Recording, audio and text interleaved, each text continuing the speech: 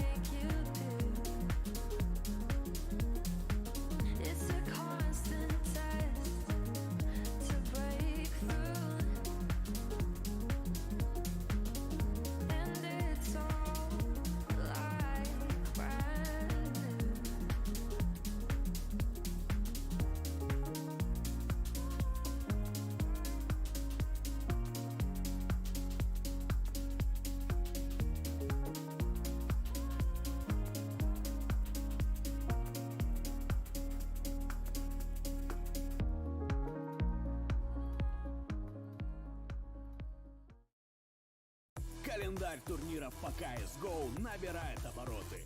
Обновились рейтинги лучших игроков и игроков с АВП. Кто теперь на первом месте?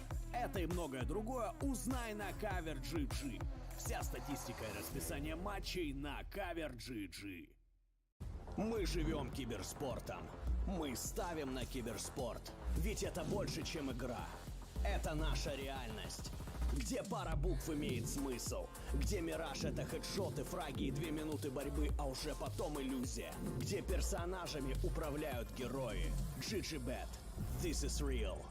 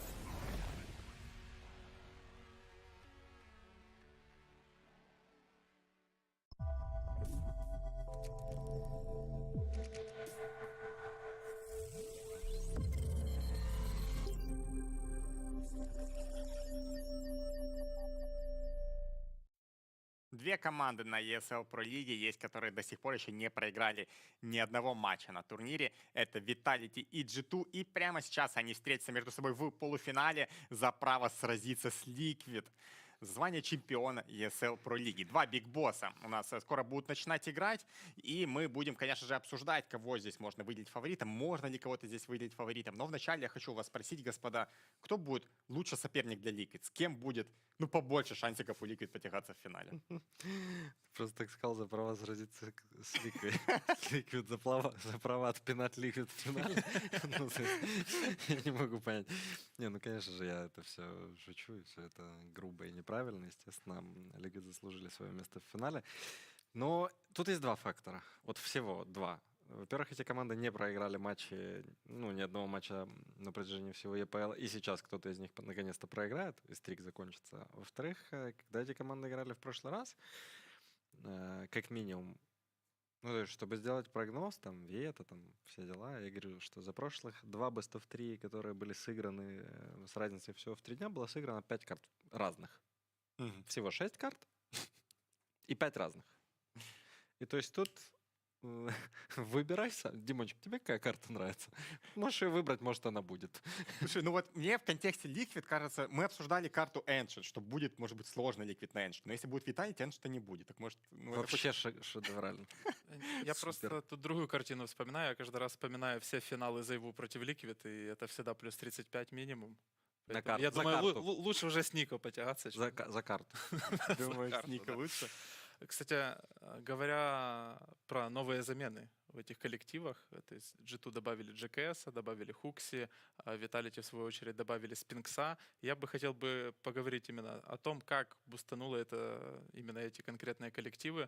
Мне понравилось очень интервью Зоника, если не ошибаюсь, в котором он говорил, что Спинкс такой инициативный чувак, который скажет: а мне вот этот раунд не нравится, а вот тут надо поменять это, вот то. И это как раз то, что нужно было Vitality. То есть у них не получалось в французском составе. Они взяли себе Мэджиска, они взяли Дюпри, взяли Зоника, он выстроил какую-то систему, и вот чего-то все равно вот чуть-чуть не хватало. И вот это, мне кажется, как раз человек, который приходит с новым мнением в команду, причем очень сильный игрок. И вот мы сказали про Vitality, про G2. Я хочу тоже уточнить про замены. В прошлом включении я услышал такое мнение, что, конечно же, однозначно это усиление для G2. Да, они взяли GKS вместо Джекса, это выглядит прям, вообще вопросов нет. С другой стороны, то, что они взяли Хукси, это много вопросов вызвало у комьюнити. И сейчас, судя по тому, что у ребят винстрик 7 матчей, они идут без поражений на ESL Pro League, смотрится да, вопросов нет. Но изначально вы говорили, что, вот, Вань, ты говорил, однозначно усиление для G2. То есть ты понимал, что это будет вот Хукси, это вин для G2. Как ты относился к этому? И как тебе сейчас вообще новый капитан G2? Вот мое честное мнение, мне кажется, любого капитана взять G2 хорошего, и это было бы не хуже Хукси и не лучше Хукси. Говорил мой очень хороший Зачем товарищ. вообще там какая разница? Какая разница, если Нико все равно весь мидраунд колет? Зачем вообще нужен Хукси? Ну как зачем? Для Дефолт. мемов, для мемов. Во-первых, для мемов. Да. Во-вторых, для хорошего настроения. В-третьих, ну кто-то должен сказать дефолт в начале раунда.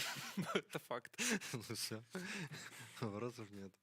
Не, ладно, это, конечно, мы... Тут есть доля, может, где-то правды, где-то юморка, но по большому счету Хукси сейчас выстраивает немного другую игру с G2, чем это было с Алекси. Больше где-то свободы есть у игроков. Больше, в том числе, свободы у Моноси есть. По крайней мере, говорили ребята в интервью, что его подталкивают к тому, чтобы он больше делал каких-то своих мувов, больше включался. И мы видим, что на этом турнире он себя проявляет хорошо, но пока что к Моноси мы еще успеем подойти. Давайте послушаем Спинкса, потому что у нас есть предматчевое интервью с ним.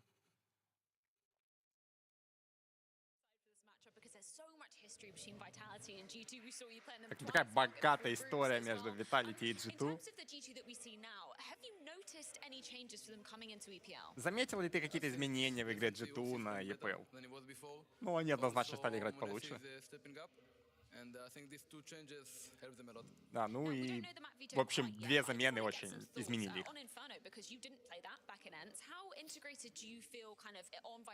Как ты себя чувствуешь на Инферно, Виталий, учитывая то, что не играл эту карту раньше? В целом нормально все. В дефенсе играю с Апексом на банане. Большую часть мувов он делает, а я просто концентрируюсь на стрельбе. Большую часть мувов он делает. Мы много общаемся об этом. У вас и у G2 лучшие CT-сайты по рейтингу на этом турнире. Можешь ли ты выделить что-то в вашем дефенсе? Концентрируетесь ли вы больше на нем? Но нет, Спинк говорит, что ничего особого. Вопрос про интеграцию в состав Vitality. На какой стадии сейчас ты?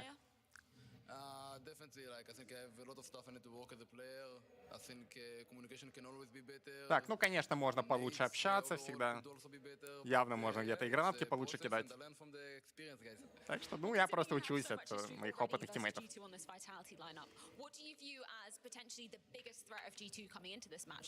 Так, ну, какая главная опасность сейчас в матче с G2 для вас? Ну, вопрос главный, конечно, в том, как будет играть Нико. Если он будет здорово отыгрывать, то будет сложно. Что касательно твоей индивидуальной формы, в группе ты замечательно смотрелся, но в прошлом матче ты не так сильно выделялся. Была ли какая-то причина для этого? Просто какой-то не лучший день? Ну, я просто рад, что моя команда выиграла, даже несмотря на то, что я показал не лучший перформанс. Я постараюсь сыграть получше сегодня. Ух, это был челлендж, конечно, у меня со Спинксом. У него такой интересный акцент. Сложный. Ну, на самом деле, в OG у нас кто играет? Из Израиля. Flames. Ну, у него английский сильно получше, я тебе честно скажу. У Спинкса? Нет. У Flames? У Flames, да. Ну, намного проще. Но не суть. Он сказал, не только зависит это от того, включится ли Ника или нет, он сказал, включится ли Ника и Моноси. Моноси не слышал. Вот, поэтому действительно все понимают, что в данный момент времени Моноси на этом турнире показывает замечательную форму. Вчера, сегодня я говорил, что мне G2 понравились как команда больше. Но при этом Vitality по уровню игроков они ничем не хуже абсолютно. И за его в данный момент играет MVP турнир. И это тот фактор, который ты не можешь исключить никогда. Это также, знаешь, как мы раньше вот там смотрим любой матч там NIP или там, ну, короче, команда, где играет Форест. Вот там неважно, в какой команде, ну, в какой форме команда находится. Там как бы лес, ты его исключить не можешь. Вот тут то же самое. Ты смотришь на матч Vitality, ты понимаешь, что там есть заяву, и ты понимаешь, что чувак все равно на любой карте может бить, ну, может как бы вбить 35. Но сейчас чуть-чуть не об этом. Команда Vitality действительно весь турнир играла хорошо. И абсолютно точно так же весь турнир играла команда G2. Я считаю, что это 50 на 50 лучше не придумаешь. Вот так. Такой матч-финал даже может быть. Вот это хотелось бы видеть, наверное, такой матч. Я думаю, что это, ну, как бы грубо, опять же, возможно, это прозвучит, но я думаю, что это матч за победу на турнире сейчас. Если вдруг вы еще думали смотреть это или на финал приходить, вы понимаете, что нельзя пропускать этот матч, зовите друзей, G2, Виталий. Ну, то есть это мой прогноз сразу вперед. Я считаю, что та команда, которая выиграет здесь, она выиграет финал завтра. Вот так. И вопросик, конечно, в том, кто выиграет здесь, потому что букмекеры это выделяют G2 фаворитами. Для меня немножко удивительно, мне кажется, такой близкий очень матч. При том, что обе команды, у них стрики, мы уже говорили, там 6-7 матчей, и последнее поражение, Vitality, последнее поражение было G2, у G2 последнее поражение было Vitality. То есть, ну тут вообще... Тут из-за побед G2 обыграли FaZe и обыграли Na'Vi, во-первых. Во-вторых, они просто выше в рейтинге. То есть тут это фаворитство, оно определяется только этим. Давайте посмотрим на карты. Может быть, тем, кто удивят нас команды. Пока что в плей-оффе у нас бывают неожиданные пики, да? Максимально много их. Знаешь, тут вето все равно в пользу Vitality немножко, потому что G2 черкает оверпас, а у Vitality он сейчас не в лучшей форме. И сами Vitality банят Tension, которые 3 раза за этот турнир пикнули G2, поэтому мапул вырисовывается, можно сказать, французский. Думаю, что Даст и Миражи могут позалетать очень спокойно.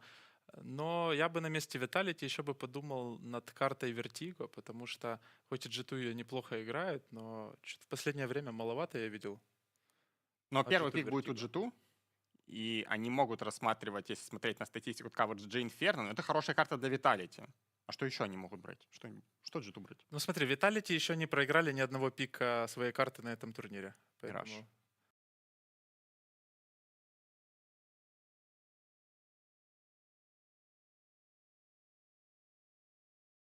Officials because Copenhagen Flames was splitting up after the major, and I have a few months without playing.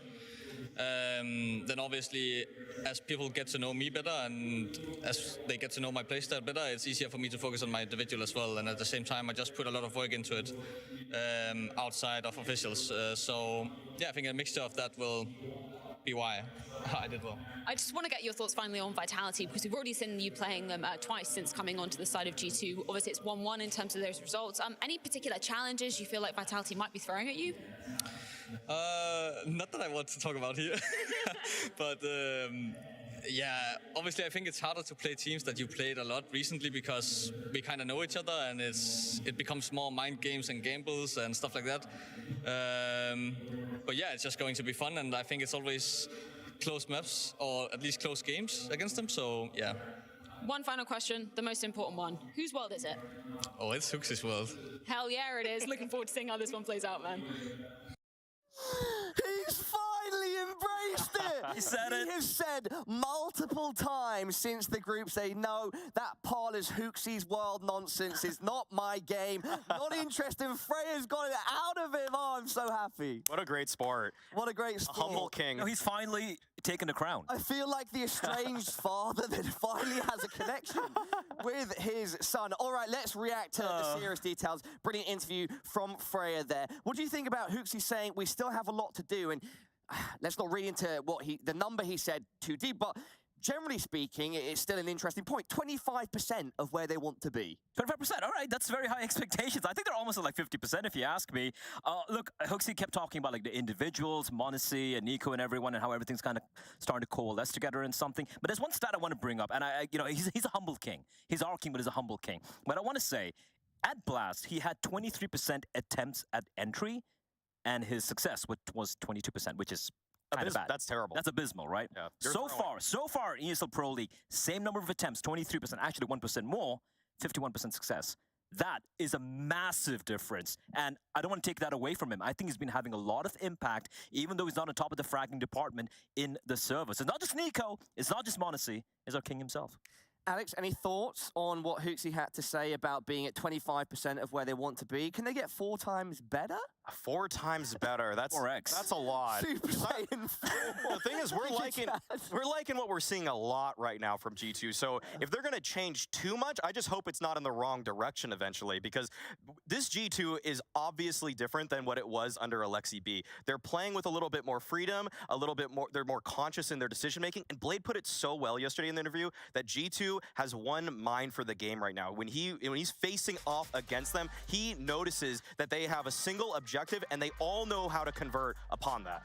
By the way, G2's stats up on screen for the entire event. Any of those that you would like to pick out, Blair and Maui? By the way, look, 3 number 1s, 1 number 2, and a number 3 in there as well. They're standing out among the stats. Two stats I want to point out. The obvious one's being the opening kills and round win percentage, just great stuff, right? The 4v5 conversion of 40% is phenomenal. It is absolutely fantastic, and I think that has been the difference maker when it comes to them taking down some of the big teams thus far in ESL Pro League. I mean, if we consider that, yeah, like I said before, 3 first place and then a second and a third, and 24 teams, you know, that have competed at ESL Pro League Season 16. That's impressive, no, Maui? One of the reasons that 4v5 is as good as it is because their CT side trading is the best at ESL Pro League also. So if you're finding the most trades of every team, that 4v5 is almost deceiving because it's honestly, it's more likely a 4v4. Yeah, so that's a really nice stat from G2 that they're working together. We've noticed a lot of their openers, there's contingency plans behind them.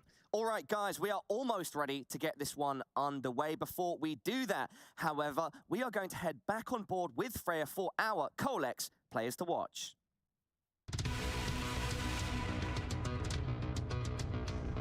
With the finals on the horizon, the time has come to check our Colex Players to Watch.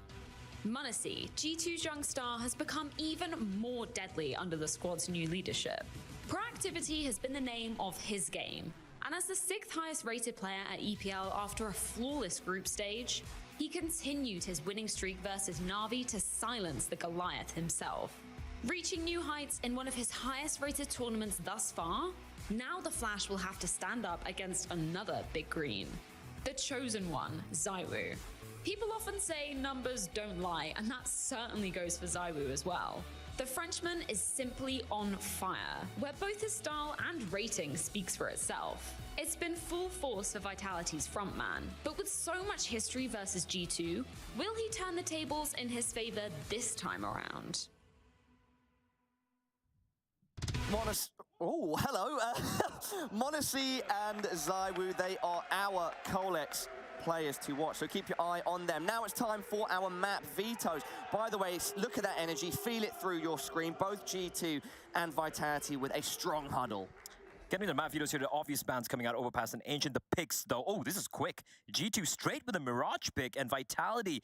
Do they go with Dust too, Maui? I've been feeling D2 for them. They've been loving that, but they actually go for Inferno. Wow. That's a curveball. That's really interesting because I thought G2 would probably want Inferno themselves. So down to the decider here, G2 get rid of the Dust 2 that Vitality probably we're going to go with as their decider, and then we have Vertigo to finish things off. Guys, who is this veto favoring? If you want to elaborate further on the curveball of Inferno too. I know Vitality picked Inferno because they want to throw in a curveball, want to confuse G2, but I liked what I saw from G2 on Inferno. Even though they felt a little uncomfortable against Na'Vi yesterday, they were looking great on it. Vertigo is a map that G2 have consistently picked as well against Vitality, and Mirage, they look great as well against Na'Vi. I'm edging the way of G2 here. The only reason I see that Vitality would have wanted to pick Inferno here is that they had a very strong read in terms of anti-stratting, but the thing is we've seen 2 different types of G2 play Inferno. We've seen the anti-stratting version against Na'Vi, and we've seen what they did in the group stage, and it was obviously different. Like, they can change. G2 can change in an instant if they need to based off of their opponent, and that's what's worrying about Vitality in this one for me. Blair and Maui, we've got about 30 seconds before this one goes live. Can I push you for your official predictions? Maui? I'm going with G2 in this one. Blair and I both, Blair, we both like G2 so much right now. It's going to require a Herculean effort for Vitality to get the win. I believe they potentially can, but I'm going G2 here. It's going to be G2-1. G2. I'll go 2-0. I'll go 2-0. All right. Yeah. I believe it. 0, Blair and Maui going with G2. Everybody at home, this is going to be a tight and competitive affair. 2 of the best teams in the world ready to battle it out for a spot in the grand finals of ESL Pro League Season 16. And to cast us through this series, it's Sponge and Anders. Thank you very much, Parla. Excited to get this one underway here this evening. Bit of a fun fact for everybody. Vitality is on a 6-match winning streak, and their last team they lost to was G2. G2, on the other hand, they're on a 7-match winning streak, and the last team they lost to was Vitality. No way. Yeah, so fun one here, Anders, to kick it off for, second match of the day, second semi-final. It's kind of a big one. It is a big one. It's a huge game right here. deaths seem to be on the side of G2. I'm so excited to see how this is going to be playing out. They'll be starting on the T side, Vitality on the CT side, and we are live and ready to get into it. It's pretty common buy right now, nothing super crazy. I don't know what would even constitute super crazy, but they've got 2 smokes and a couple of flashes. Maybe 5 pairs of Julies on the other side here, and everybody with a Tech 9. But setting up for what appears to be a B execute, it's Nico and JKS with the util. JKS actually has a P250 here. So smokes and flashes at the ready. There's 2 players on the side to receive. That'll be ZywOo and Apex. Trying to slow them down already. A little bit of a counter grenade coming out, but ZywOo, he's alone in here. Nice headshot to begin with. Apex on the follow-up, and that slows it down. ZywOo doesn't have to beat that much. He's a little bit worried about the real estate in there, and a nice return. Hunter and JKS, and it's right back into a 3-on-3. And our Lightning's fast bomb plant coming through as well. They didn't even slow it down. They go straight for it. So after plant, a lot is going to come down to whether or not Spinks can sneak up behind, and he's already been found. JKS, he's lightning quick here. Still goes down somehow. That's shocking. But there is enough damage. Hunter will take him down. Nico at range, and it's just dupreeh. 1 versus 2. No chance at all against the Cousins, and it's G2 to win the opening round. Yeah, look, a great exchange on the side there from Vitality to defend, but the smokes were too strong. The rotation couldn't get through. Even Spinks around the rotation, finding JKS on the balcony. A tidy shot, but just not enough. And you mentioned the Cousins. They're going to be a force to be reckoned with here this evening. This is great from Apex and ZywOo to get 2, right? At that point, you're thinking, okay, this is looking very good for Vitality out the gates, but a couple of crispy ones back the other way, with the salvage weaponry of the dual Berettas and the P2K. And there's going to be intensity throughout every round here. Going into round number 2, a forced buy back ZywOo with the scout. Everybody else with some upgraded pistols and light util. And this is looking direct. HooXi's faking mid, and they're about to walk out onto A. Yeah, just has to pull a little bit of attention, but what a headshot. That's ZywOo with the scout, like you said, and he was looking for that scalp again. He wanted the second one. Monacy's already out of the round. ZywOo comes back, but gotta be a little bit careful. He still has Megas down in shadow with the Deagle playing another headshot for ZywOo. He's finding them. Oh, the slow down inside of the bomb site, and it's a bit of a disaster. dupreeh. It's that trusty 5-7 to bring down HooXi. 2 versus 4. Big concerns right now. Look at the flank coming in. Apex has made it all the way around the world from this B push. He's here very, very quickly. Locked in at JKS and Nico. No doubt a huge issue. He's even going to find that. Oh, wait. He swapped out for it. Would have been better with the Deagle. Probably would have won that fight right away. Nico was already half health, so probably the Deagle would have taken care of business right away. 55 seconds now.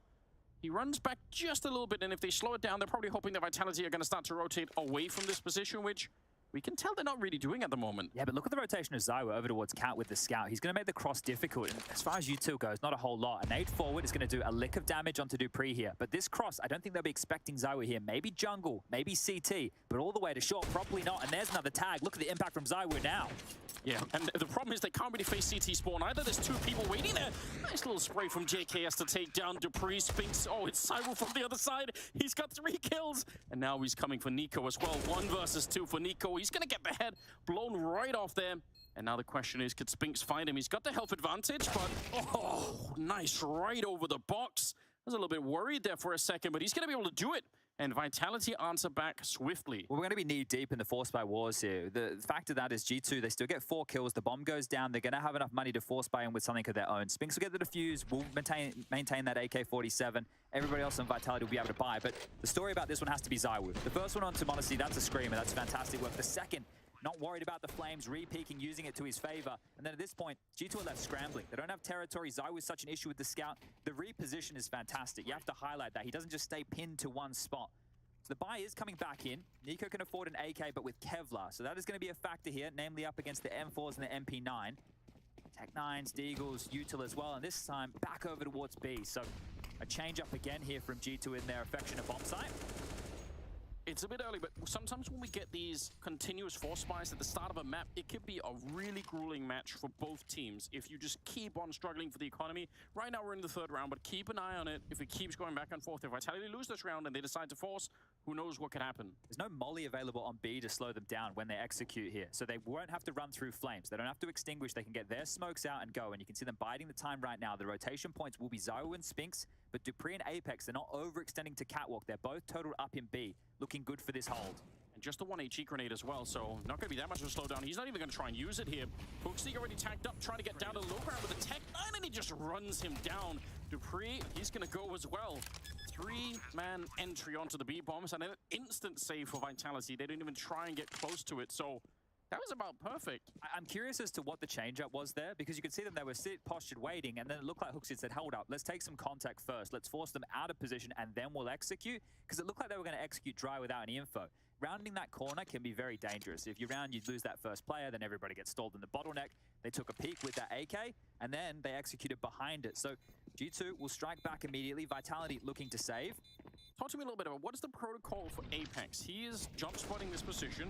So when he makes the jump and he says, okay, they're coming, what is he meant to do in that? What is the best thing that he could do in that position? He runs into the bomb site and tries to take a little bit of a fight, but do you have a set protocol that sort of says? I would say in this situation here, because there's so many bodies already rotating in, it's just to set up with a crossfire with his teammates, work out where they're leaking from. All right, they can jump out the window and come out balcony. Well, which one is Apex tasked with holding? Because that rotation from ZywOo was really quick. I think it was the first player to die on the site. Yeah. Now, if Apex was alone, we saw from Hooksy last night the way he did it. He would just jump, jump, jump, drop a smoke and delay. Well, because Apex had teammates, it's about fighting and actually locking them down before they can get too far into the site. They just got overrun and were caught off by that timing. So that is I want to say that the jarring timing that G2 ran, that was the thing that caused them to win the round and caused Vitality to scratch their head. And Hooksy's scratching his right now. He's lost it. Magic has found the opening here. They have force bought back in.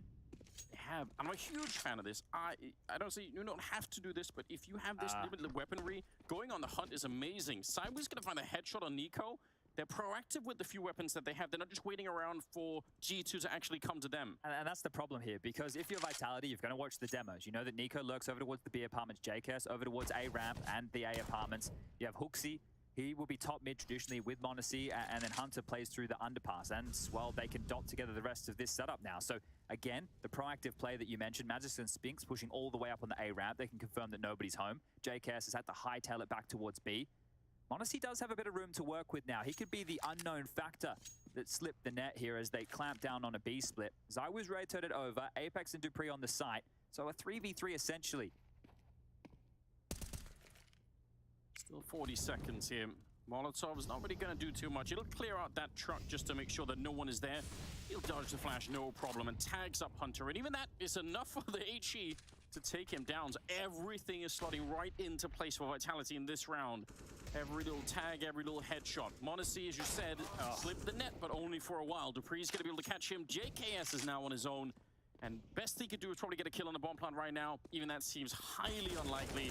He's going to find that one on Dupree, but he's only down to 20 health. So I don't know what you do from this point on. He tries to fake it, hoping that someone's going to come. That's a nice idea. Had the right call there, but just couldn't find the headshot. And Magisk will bring him down. So, Vitality, they're loving life. They do the counterforce, and they actually deny the bomb plant. Yeah, so we're going to continue in the force by wars here. I assume Hunter has 4K, Hooksy with 4.3, Monacy with 3.7. They can all get at AK. So this is looking good if G2 want to continue down this rabbit hole. But taking a timeout to discuss their options is actually Vitality here, which is curious. This is the ZywOo shot. You can see him getting boosted up with his elevated position. And oh dear. Okay. Yeah, flicks up into the head of Nico there. So that's a beautiful one. And then Apex, fortunate that the tag comes through. He'll make good on ZywOo's hard work. And they will be buying. So this timeout is also giving G2 a chance to discuss how they want to proceed into round number 5. But this could continue to go tit for tat and back and forth, especially if G2 keep getting into the sides and getting the bomb down. I think even if they get into a site now, let's say they kill 3 to 4 players and they still lose the round, there could be a conversation to be had that, hey, the CT economy is not great here. Maybe we buy again. But we'll have to wait and see. Keep it going. Yeah, why not? It's only really when you eventually concede and go back to the Glocks that you order USBs, if it's on the other side, that you actually feel like, okay, we've really lost it. We've really given up the early fight. A chance there for a deagle, but very slim one. But a little bit of mid-control. Hooksy sneaking in with that AK. Let's see if anyone's going to get caught off guard. The CT setup right now has a bit of a gap. The issue for Spinks is he will have to worry about window at some juncture here as well.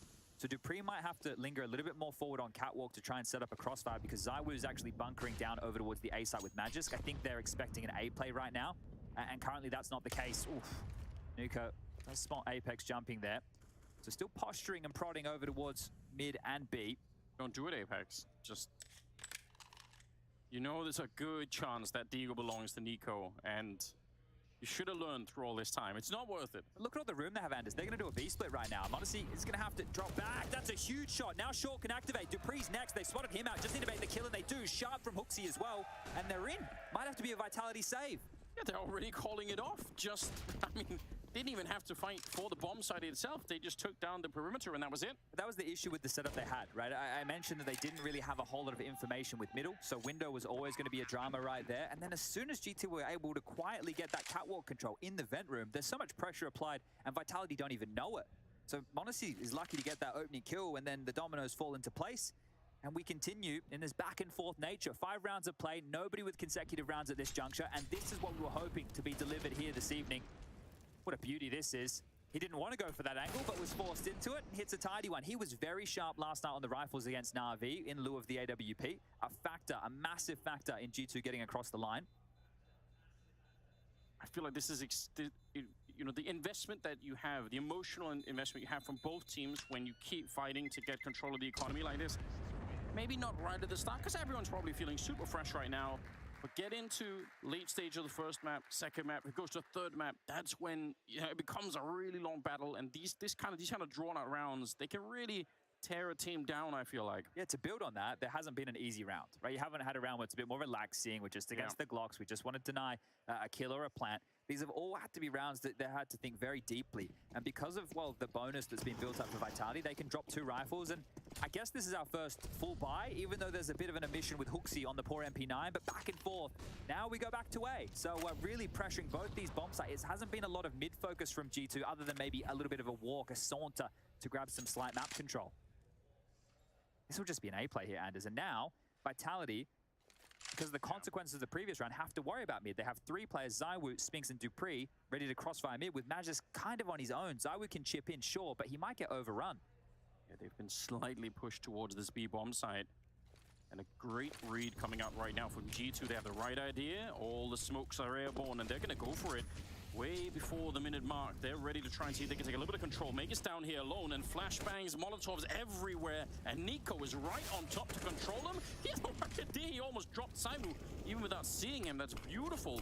He's gonna have to back away. There could be another nade coming, so at least some bomb site control for G2 at the moment, and more grenades raining in. This is great.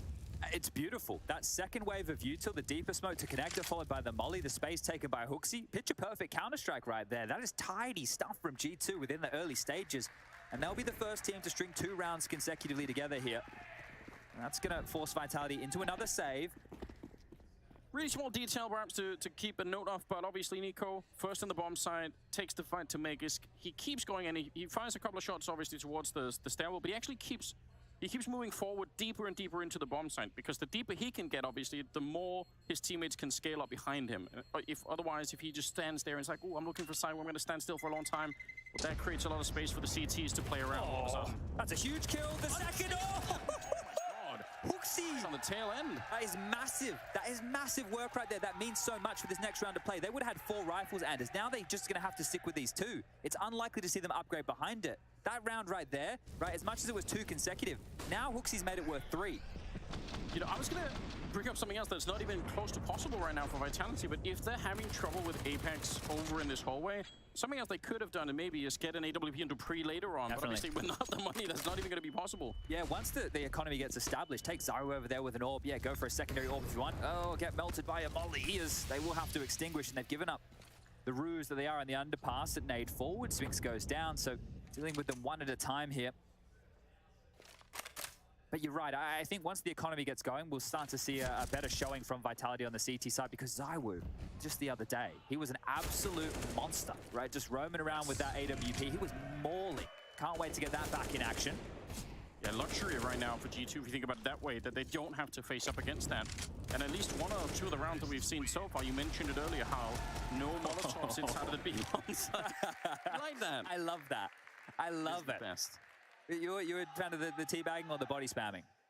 I'm more of an old squad. You know, I'm a boomer, so the teabagging is the way to go. Yeah, fair enough. Fair enough. I feel like. I noticed as well because back in the day we would say GLHF. They've dropped the GL. That's the move, guys. Don't wish your opponents good luck, but tell them to have fun as you're smashing them. That's the way you should go about things. And now, maybe a default round here. Flashed out, m0NESY's AWP rings through, and they're pushing. Everyone's flashed, though. Magus gets his eyes back a little bit sooner. Spinks is in there. Need to say his name more as well. He's pushing up behind, and it's perfect. Nice double with a little bit of backup assistance at range there from Dupree to help him out. Nico on his own, and he can't get the job done either. They'll pick up the AWP on Spinks there in the middle, so that's a huge swing back for Vitality. They desperately needed this round. Yeah, 2 more of those required here to really break the bank balance of G2. They've been able to establish a nice little nest egg, something for retirement here. Everybody has, about 3K plus, other than Hooksy, who did facilitate the AWP drop for Monacy. But this was a great mid-push, and both teams decided, hey, look, there is a change-up coming. Wanted to both set the tone, and there was the car crash in top mid. But we're back underway with both AWPs on both sides. So let's see how this affects the strategies. Oh, they're trying for it again. That's a lot of mid-aggression. I mean, it's worked once, so maybe they're just not expecting it to come a second time, but Hooksy certainly is. Look at who's trying to create all the pressure in Nico. I don't think they're going to know. Surely you wouldn't expect this. Apex is looking the wrong way. He's going to go down practically for free. What a bold play for Nico. He just won the B bomb site on his own, and now a huge challenge to Vitality. Do they want to go for this? This is the thing. Nico just needs to stay alive. They can actually execute with Nico in the site. They can wait for the smokes are up. Hunter's actually stepped ahead of the U2. You can see it being deployed now and landing. Another nade down the back pocket, and Spinks is forward of this. Flash start. Monacy will deal with him, and now they're in. A little bit scary when Hunter gets picked off, but they have so much control. More smokes landing towards the market, and already Vitality stand the exit, so that's just pure timing. What a beautiful play. Just a note from that interview with Hooksy mentioning how about the freedom that this team hasn't had. Well, he's giving it to them, and you just saw that freedom right there. Right. Nico goes, hey, so their in-game leader, their weakest fragger, I'm going to go over to his bomb site, and I'm just going to one-on-one him. So you guys can keep mid busy, you know, make sure that they can't just get all the information. Hooksy was jiggle peek and make sure they can push up all the way. And guess what? Nico walks in, blasts his head off, site's given up. It's fantastic. Apex right now is 2 and 8, and it's not to put too much focus on that, but obviously if you're the enemy team, if you feel like he's having a slightly slow start to this one, yeah, you're going to try and really hit that nail on the head every time. I'm sure it'll be a pressure point once we get into the second half as well for G2. Hooksy plays that bomb site. If you have Vitality, similar scenes, it's right. If we can ever isolate one player on the site and send our best player after him, yeah, go for it. I'll tell you what my favorite BM move is for anyone that wants to learn on that side. Okay. I feel like you need to wait until you've had like a really tough game that could have gone either way, like preferably if it's overtime or something like that, and you just drop the easy afterwards. Okay. Like that always stings a lot. It makes people real angry. You see the Cadian one? He said, guys, press tab. He threw that one at them at one point in a match, I think, a bit earlier on. That's beautiful. Yeah, a little bit of banter never goes amiss. And Nice. We're into round number 10, so a bit of a slower start in this one. Not the direct mash up in middle. And just go over towards Aeoni's Lonesome. Actually, right now, Apex is holding some util to try and facilitate this mid peak. So I'll flash it over. Dupree swings out late. I'm going to try and clamp back this control. And you mentioned the AWP over towards B. Well, they did task Zywoo with taking the fight against Nico over there. But Monacy also is trained and at the ready. That AWP on Zywoo, we've been talking about it. We saw a little bit with the scout, but this is a different beast now. And he is in position. It allows them 4 people at the A bomb site, man. But on the other hand, he's going to have to go nuclear right now. They're going to execute on it. He is going to have to go Zywoo mode. Surely they're going to be layering flashbangs on top of this, right?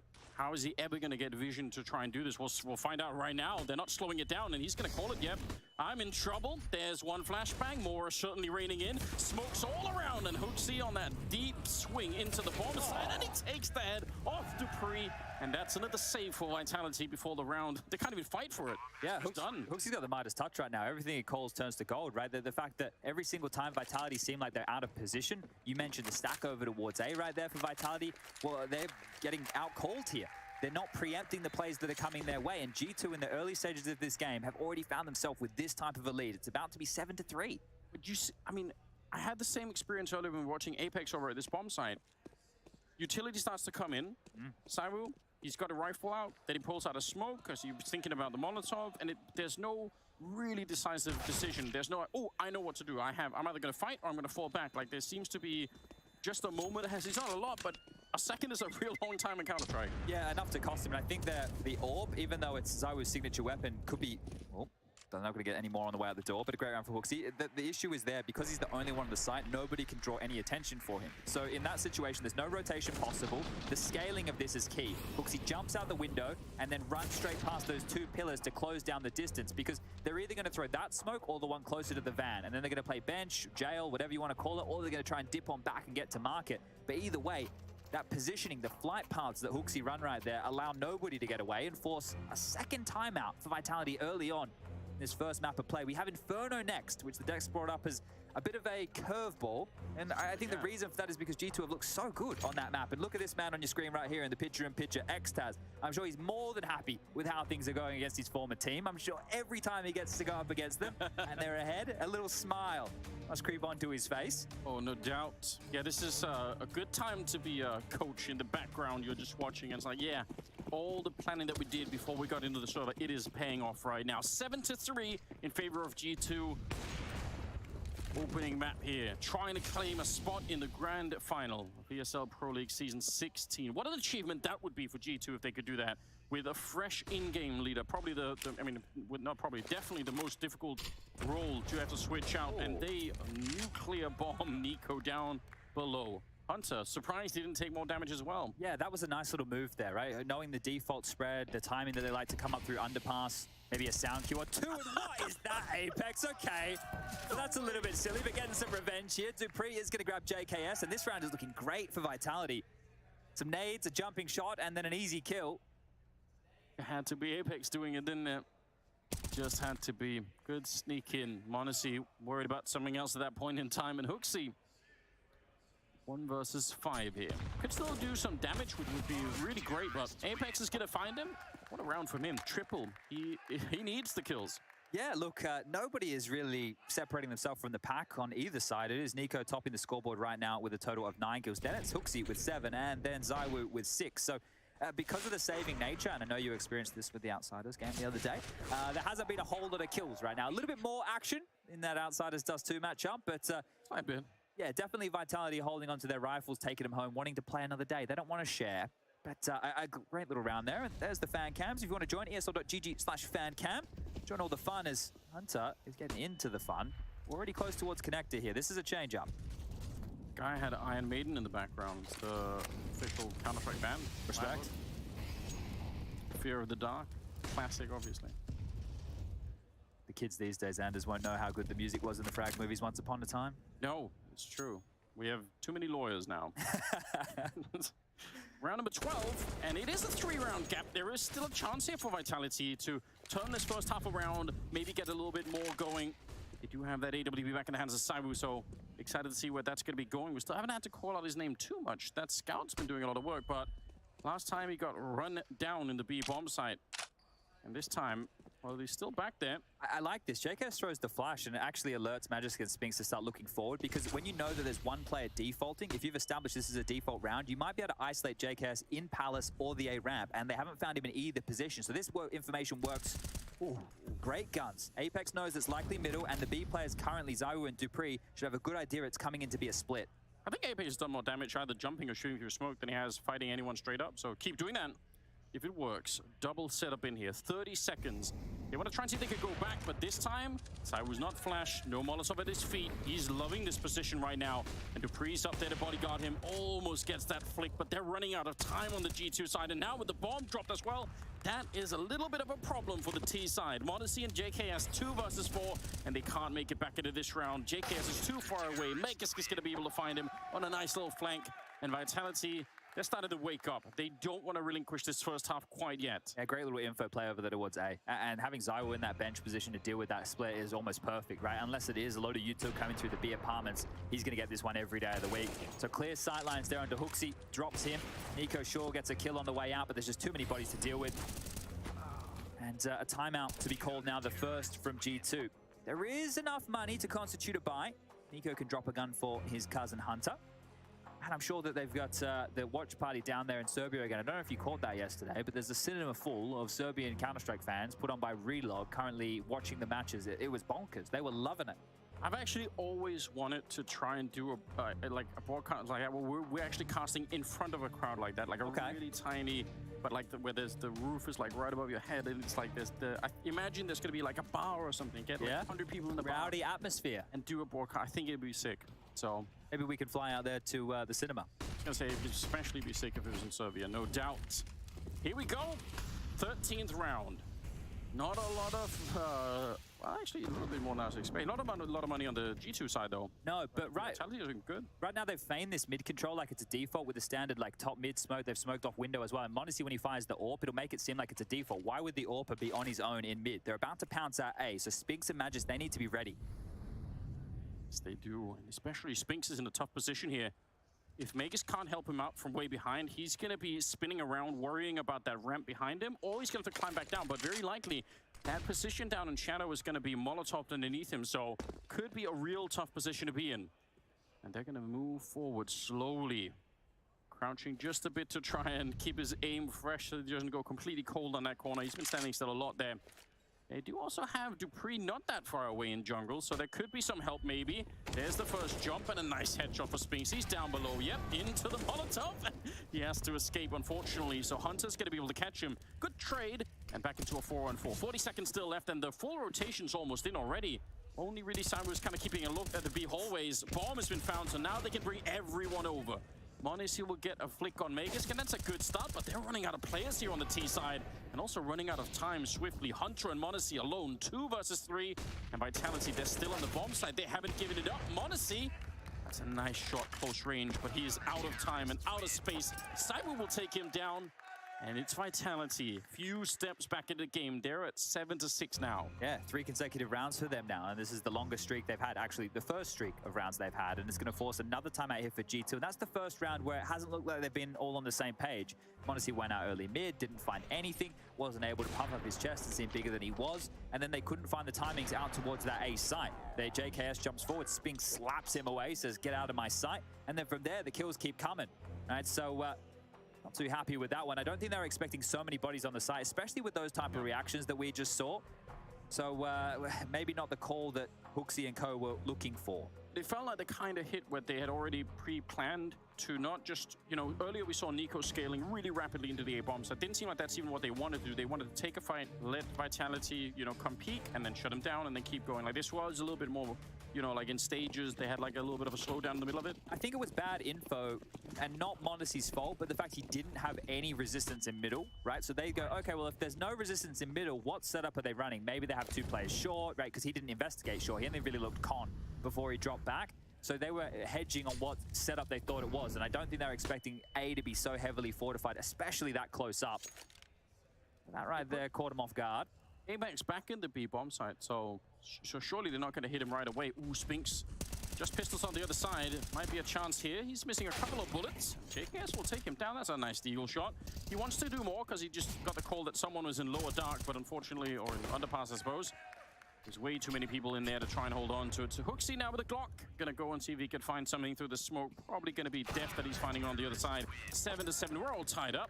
Yeah, really good comeback here from Vitality. I think if they're able to get this final round now, make it 5 on the trot, and in these 5, there hasn't been a plan. Well, in the 4, there hasn't been a plan. If they can stomp it in this round as well, that'd be a great little boost of confidence going into that 2-minute halftime break, because it was looking very shaky early on. Felt like G2 were calling circles around them, but there's been a real shift, and this is great guns now for Vitality here. Round number 15. Let's just see what can happen. Real tight game that we started out being close with back and forth rounds, and it's ending in a very similar fashion here, which is beautiful.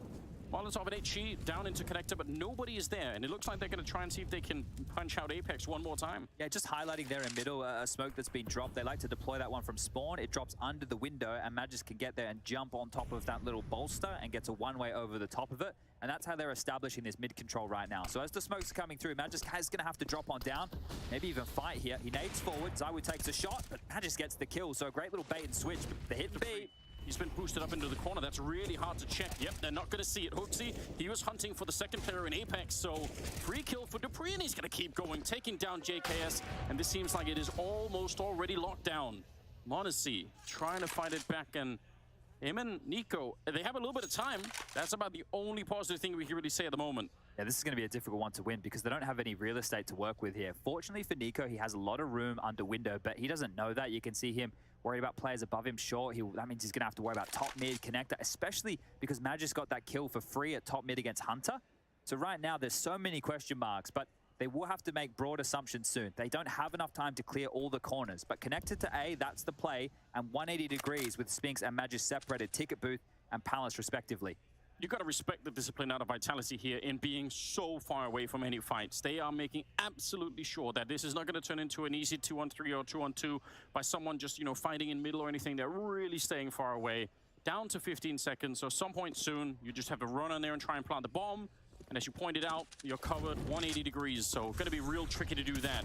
Nico getting shut down, and time has run out. Spinks with the headshot, 8-7 in favor of Vitality. They make the comeback happen, and they end up with a one-round lead. That's pretty impressive. We'll see if it's going to be enough. The second half is coming up right after this.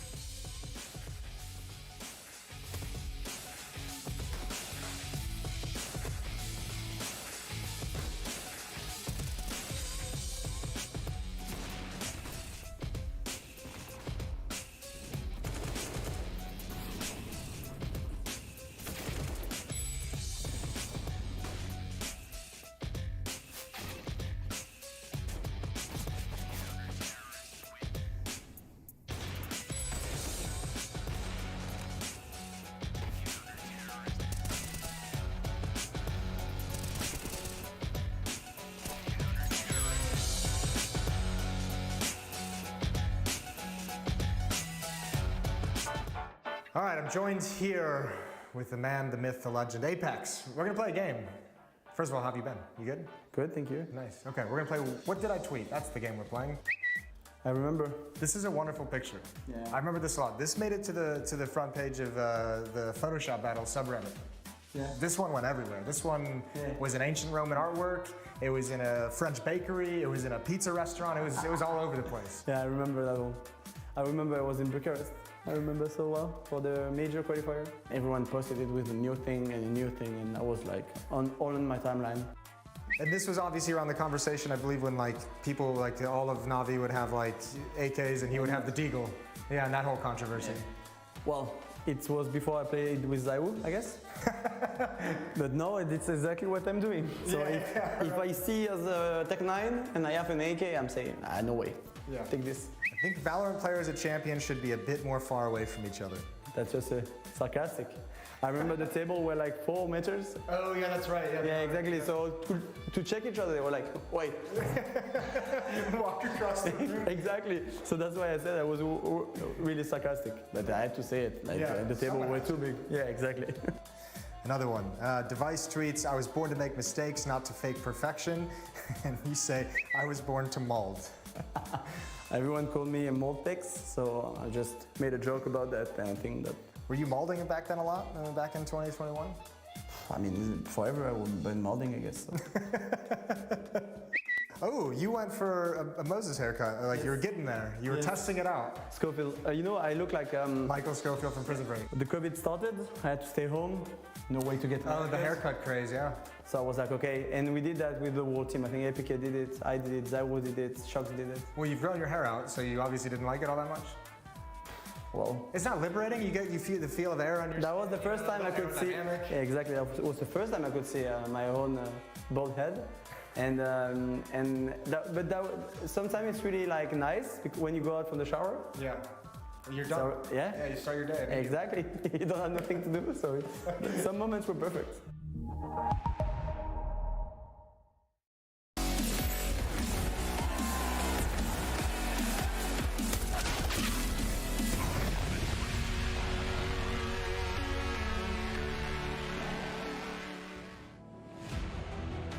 We're back once again. Second half is coming up. We are on the opening map of the last semi-final. A spot in the grand final is what is on the line. It's Vitality versus G2, and they cut that first half right down the middle. This great counter-strike that we saw on all fronts. Yeah, really good stuff. The early stages, I think, were dominated by G2, but then Vitality, they didn't overreact, right? They were able to just stick into the game here. You can see some great reactions there from Apex. They kept themselves in it, and then they were able to break the economy of G2 and buy themselves a 5-round streak into halftime. Now, confidence has to be at an all-time high right now, so let's see if we can split the pistol rounds.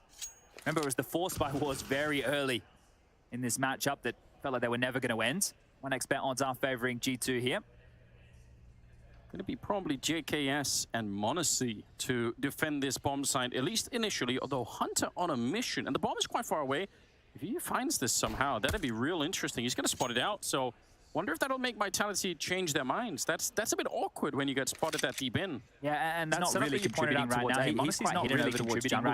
He's quite hidden over towards jungle. JKS comes in. His job is just going to be about defending CT spawn, making sure they don't get that control. His job is just going to be about defending CT spawn, making sure they don't get that control. So you confirm they're coming his way. JKS peeks on out and confirm they're coming his way. Love a headshot before they get close. There is also a late flank possible from Spinks. He's all the way over on the other side, but timing is going to be hard to hit. Yeah, he's still sneaking in. The bomb is being planted, and with the bomb plant, Spinks' position just probably tripled in value because now most of the G2 squad, they're going to be looking and focusing on this A bomb side and probably will not check behind them.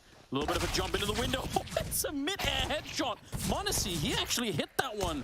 Unbelievable, but it's still 4-on-4. Cyber's back with the P250, and Spinks, he just wants anything right now. He could have stuck around for a kill, but obviously couldn't know that. And Hunter's going to be finding Cyber's right back into a 3 versus 3. Smoke up on the bomb, but could they actually find it here? They have a kid on HooXi. It's possible. He's already on it. Spinks looking and finding it as well.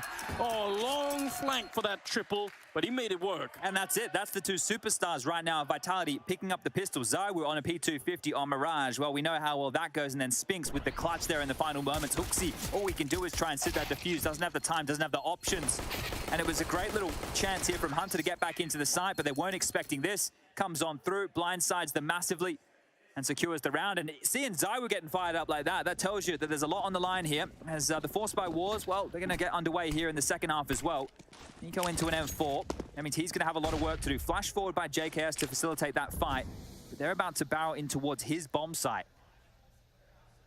5-7 in hand, and it's in a powerful position. We've seen sort of multi-headshots from this exact angle with the 5-7, so got to be a little bit careful. They do have some Molotovs to try and make sure that at least he's going to be forced out into the fight probably and can't just escape and stay at a distance. Yeah, already a Molotov up there, but he's actually found an edge right near the smoke. That's interesting. So somehow still alive. He's been tagged up and they're going to call it in. So nice little find for CyberOne, and that's going to at least clear some space here for the bomb plant, or it should.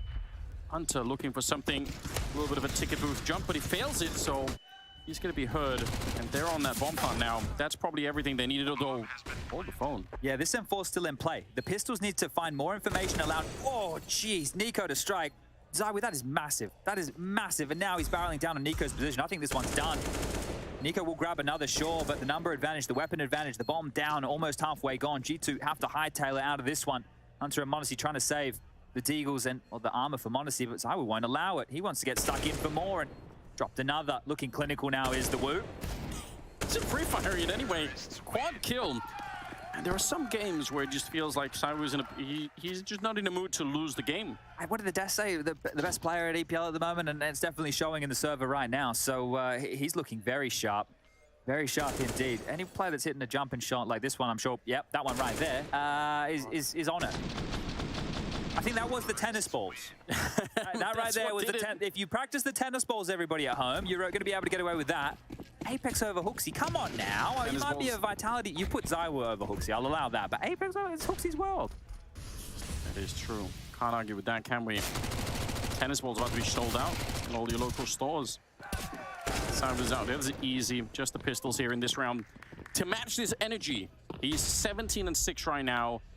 Historically, you would pick Nico, but they have m0NESY as well. Yes. But it surely's got to be one of those two.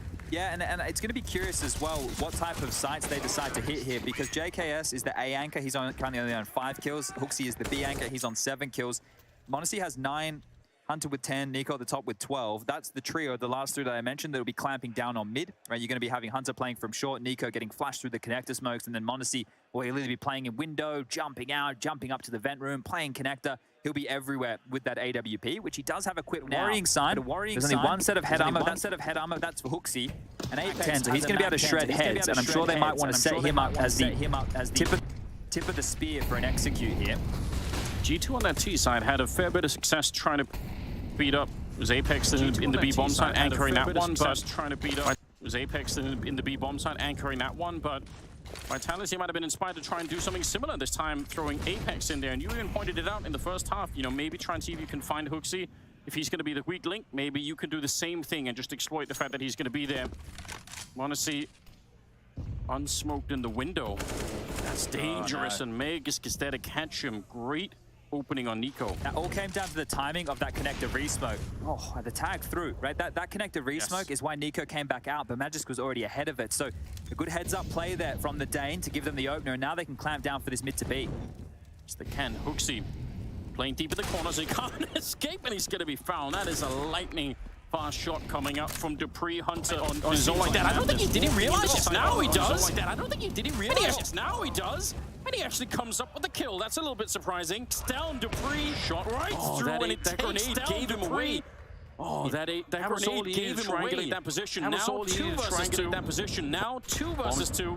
The bomb is swiftly planted. It's not a short plant. Spinx is, sorry, Magic's going to have to activate. Spinx is kind of on his own during all of this, but JCast has found a kit in the meantime. So there's a chance for G2 in this one. It definitely is. No grenades, though, on the CT side, so they're going to have to get the kill and get on.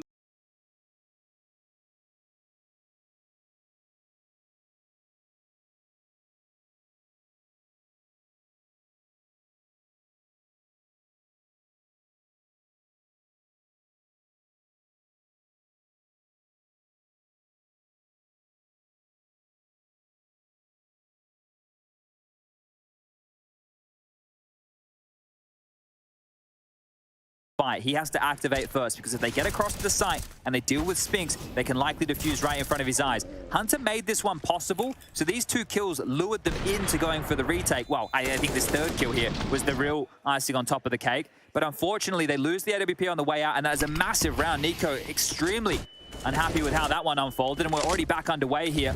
But it is just a partial buy for G2. Vitality have quite the commanding lead now.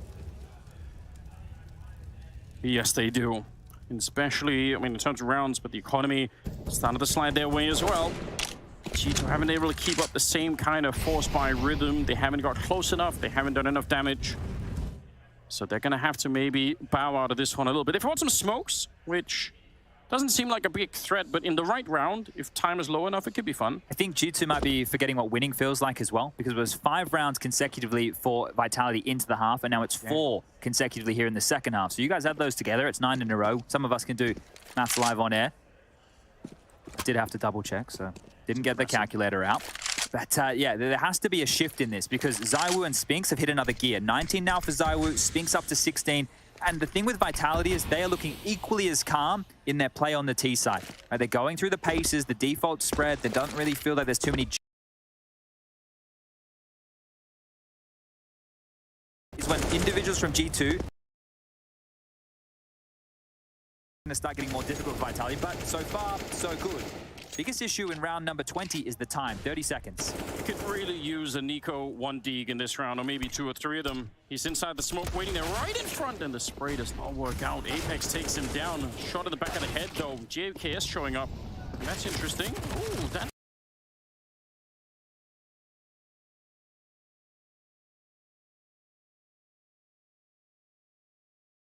He's looking to find side when he will.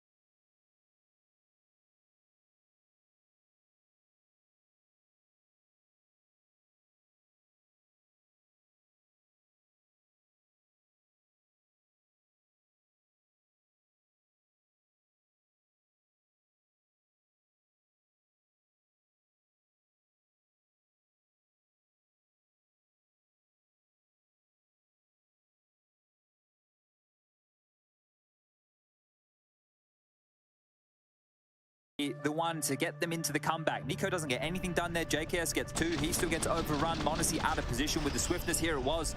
That kill onto m0NESY. He's not going to be flicking up there. He wasn't ready for that at all. This kid's usually ready for everything. Wow, Apex has come back in the game. Spinks had a very quiet start, and he's had sort of a quiet climb up the scoreboard as well. Not nearly as flashy as Saibu that we've been watching a fair bit, but man, what an impact. Kind of what he was known for in ENCE as well. You know, you'd look at the scoreboard at the end of the game, oh, a quiet 30 from Spinks. It's just another day at the office, right? Yeah. That's kind of what he did in ENCE, but he was always delivering those multi-kills, the key frags when the team needed it most. And will G2 know that they have to half invest? The loss bonus, yeah, of course it's maxed out. They haven't won a single round right now. This was a 7-3 scoreline at one point, and now the score is 14-7 in favor of Vitality. What a comeback. They have completely taken over this game. G2 in shambles. They need to find something to bring them back. It's not even clear what it is right now. I think it... Look, I don't want to just put it down to individuals because in certain positions they've been outplayed by nice little maneuvers or timings, but you do need someone to get creative, right? Here's the thing in Counter-Strike. We always talk about it's about minimizing the amount of mistakes, but people have to take risks to find the gaps, to find the holes, to get your way back in. And I don't want to say it's possible now for G2 on a lighter buy like this, but again, the setup, very passive across the map. Nobody in a bogey position. I would say maybe Nico over towards Palace looking for a fight against Magis could be the way to get the engine started on this one, but he's just walked away at the wrong time. Yeah, somebody needs to be a playmaker. Open up one of these rounds, inspire the team just a tiny bit. Nico, there with the deagle. There's a tiny bit of damage, but not the one dig that we're looking for. Here we go. He will get the job done, and with a shot on Apex, it's kind of working out now. They are very low on health on 3 out of 5 players there, so you want to be careful still. Hooksy sneaking in, the timing is so good. Catching Saibu, and now Mega's the only one with any real health left. G2, they might have found a lifeline somehow in the middle of all of this chaos. Apex, he's already out of the round. It's just Spinks and Megas left. Look at this position. How they're meant to expect this. They have 3 different angles to worry about. Under the window, underpass, and on top of the fence. So it might just be making sure all the rifles can't be picked up. That would be the change of tone in the round for Vitality. Hey, just make sure they can't scoop up all the rifles. Ooh, JKS is going to take that Magis. Spinks has gotten 1, make that 2. Not enough time to find the final 2. It will expire, and they're going to look for the fight. Spinks will stay alive. Honestly, we'll walk away with an AK, and there's plenty of money for a buy. But with G2 converting that round, they would have loved to have picked up the free booty, right? The treasure on the grounds. But here, they're still going to have to get their own buy coming through. There's plenty of cash for Vitality to work with. So even though they lost that round, it's not the end of the world. It's a harsher round to lose because of the type of investment, but they're still sitting pretty with this massive lead. Chad, it wouldn't be the first time that we've seen a map like this where a team goes on a massive losing streak, they win 1 round, and somehow just feels like that's it. Everything kind of works out again. Like, it can happen. Yeah. G2 could have some sort of revival late, but they have to have it as well. Consecutive rounds are essential as part of this, and I think the biggest is getting ahead of what type of plays Vitality are running, right? We saw in that first half that Vitality towards the tail end were able to get ahead of what Hooksy was calling. Well, right now, G2 have to do the same. They've gambled that it is going to be more of an A play, maybe an A split. Nico under the balcony, JKS tucks into default, m0NESY to address things from the ticket booth. So they have a massive gap this time round. We spoke about it in the first half, where Vitality played off of mid. It means that window is extremely susceptible now. This B setup from Hooksy and Hunter is extremely committed. The vent is broken, so Spinks will be able to flank between CT spawn A or B. What a find. This is absolutely gold. I have to know this is open. I don't know why they're not addressing this at all. Spinks has won the round. Yeah, he has. All he has to do is not screw up his last part. Or there is a chance that he's going to walk into Hooksy, who might actually be looking this way. Yeah, there's just a boot showing. Spinks walking up, and he sees it. Oh, misses the chance, but he'll take down Hunter. And there's Hooksy. Nicely done. Double kill, as you pointed out. That's the round 1. I'm not sure what happened there, right? m0NESY is the only individual who was available to even be concerned with that window play. And they might lose it all here. Apex is the type of guy to call out the hunt, to let the dogs off the leash, and they're already starting to move. The bomb's been planted. Now they just have to comb through the map. Magis has them pinned here towards the A ramp. Yeah, m0NESY trying to get that flick in, but this is a fight for survival at the moment. Nico going to be going down, no doubt upset. Molding and Malta, as we say. It's going to be Megas now trying to do a little bit more, shooting him in the kneecaps, and m0NESY has no escape. Oh, maybe there is, but he's going to be caught by Saibu. A headshot from the Glock, and a 15th round for Vitality. Yeah, this is an interesting one. I'm excited to see the diagnosis from the desk of what G2 are getting up to here on the CT side. Now, sure, they haven't had a lot of gun round opportunities, but they don't look like they have much conviction behind what they're doing at the start of these rounds. They're the ones being dictated to. And on the CT side, sure, that tends to be how things go. But when there's a massive gap like this and Spinx is able to pip it, now putting himself up towards the top of the scoreboard. 24 for ZywOo, 23 for Spinx. These two are going monster mode. And on the other side, there's no response. We spoke about the individuals. Well, where's m0NESY? Where's Nico right now? Where's Hunter? Where is the trifecta for G2? Not online. You're not getting any sense of the firepower that we know it's in the roster. We know that they could do it, but it's not showing up on the server, and that's obviously a huge deal. 15-8. They need 7 straight in a row to try and get this into overtime. It seems absolutely impossible at this junction. Now they're clamping down on mid here. This is a call that HooXi likes to make, where he brings everybody from all sides to fight mid, and everybody's close. Thanks. Sees the opportunity. Gonna get one of them there. A lot of trading going on, and it's going to be down the middle. 3 versus 3 here. Bomb's still quite far back and a little bit scary. Apex, yeah, caught throwing a nade. m0NESY sees the opportunity. It's a nice fire. It's just so deadly accurate, and he'll take him down. 2 versus 2.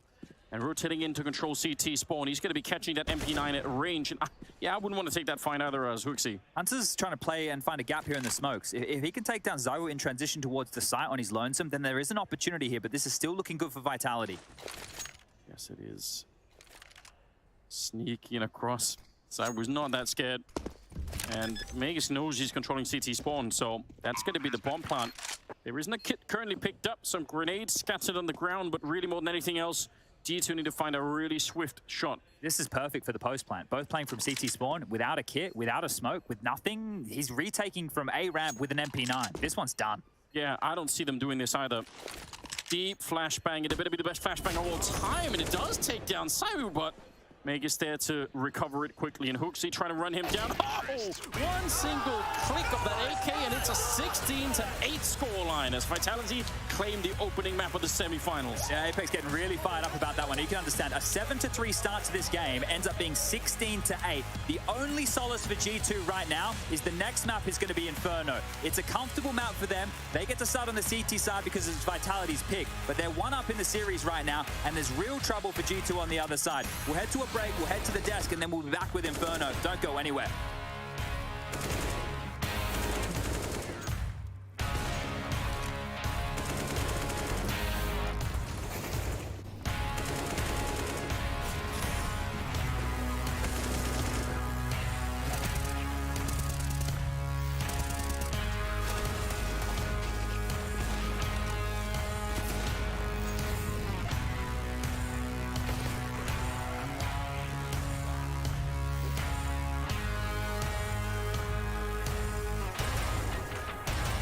Do you think you know everything about CSGO? Then stay alert and look out for the DHL drop quiz on the ESL CSGO Twitch channel.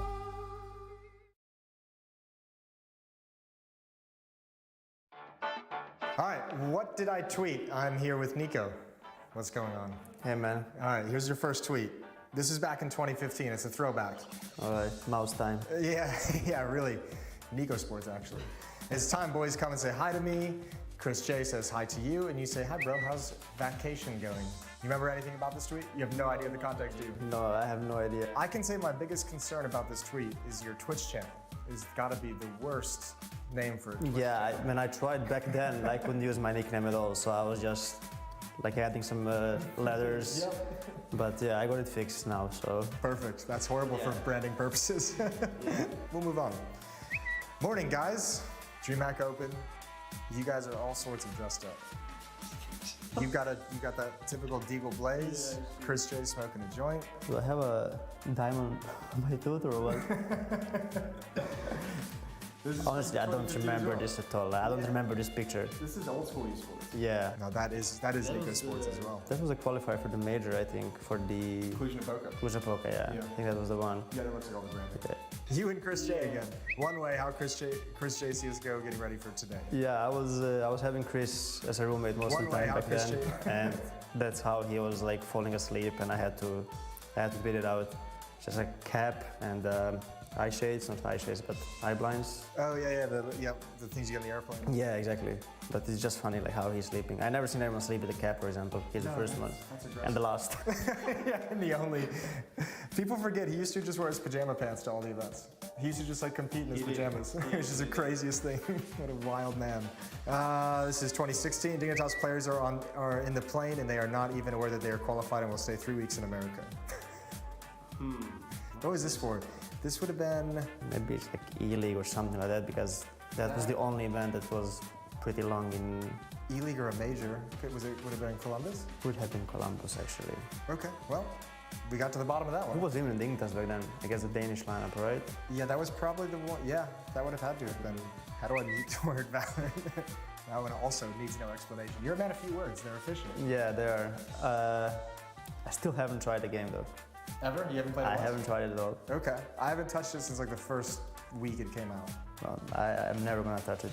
Okay. That's for sure. It's just, I don't know. It's not your jam. When I'm watching highlights nowadays on Twitter, it's just like, the people are actually like proud of the highlights they're doing, but when I see the way like they shoot and the way they get the highlights, I'm like, it looks easy. It's not so hard to do this, you know? Maybe I'm wrong, I don't know. I haven't tried the game, but yeah, it just looks, I don't know. It's probably always, it's like everything. It's always a little bit harder when you get into it, but yeah. When I watch, I'm just like, why is it there's so much purple circles everywhere and a green wall, and then some chick hops up into space and you're like, cool, that's great. Okay, that's it. Do you think you know everything about CSGO? Then stay alert and look out for the DHL drop quiz on the ESL CSGO Twitch channel. Because as soon as the question is asked during the stream, the clock starts ticking. You will have 60 seconds to type your answer in the chat using this format. And keep in mind, speed is important at DHL. So the faster you answer correctly, the more points you get. Keep track of how well you are performing on the leaderboard. Will you manage to make it to the top and win one of these amazing prizes?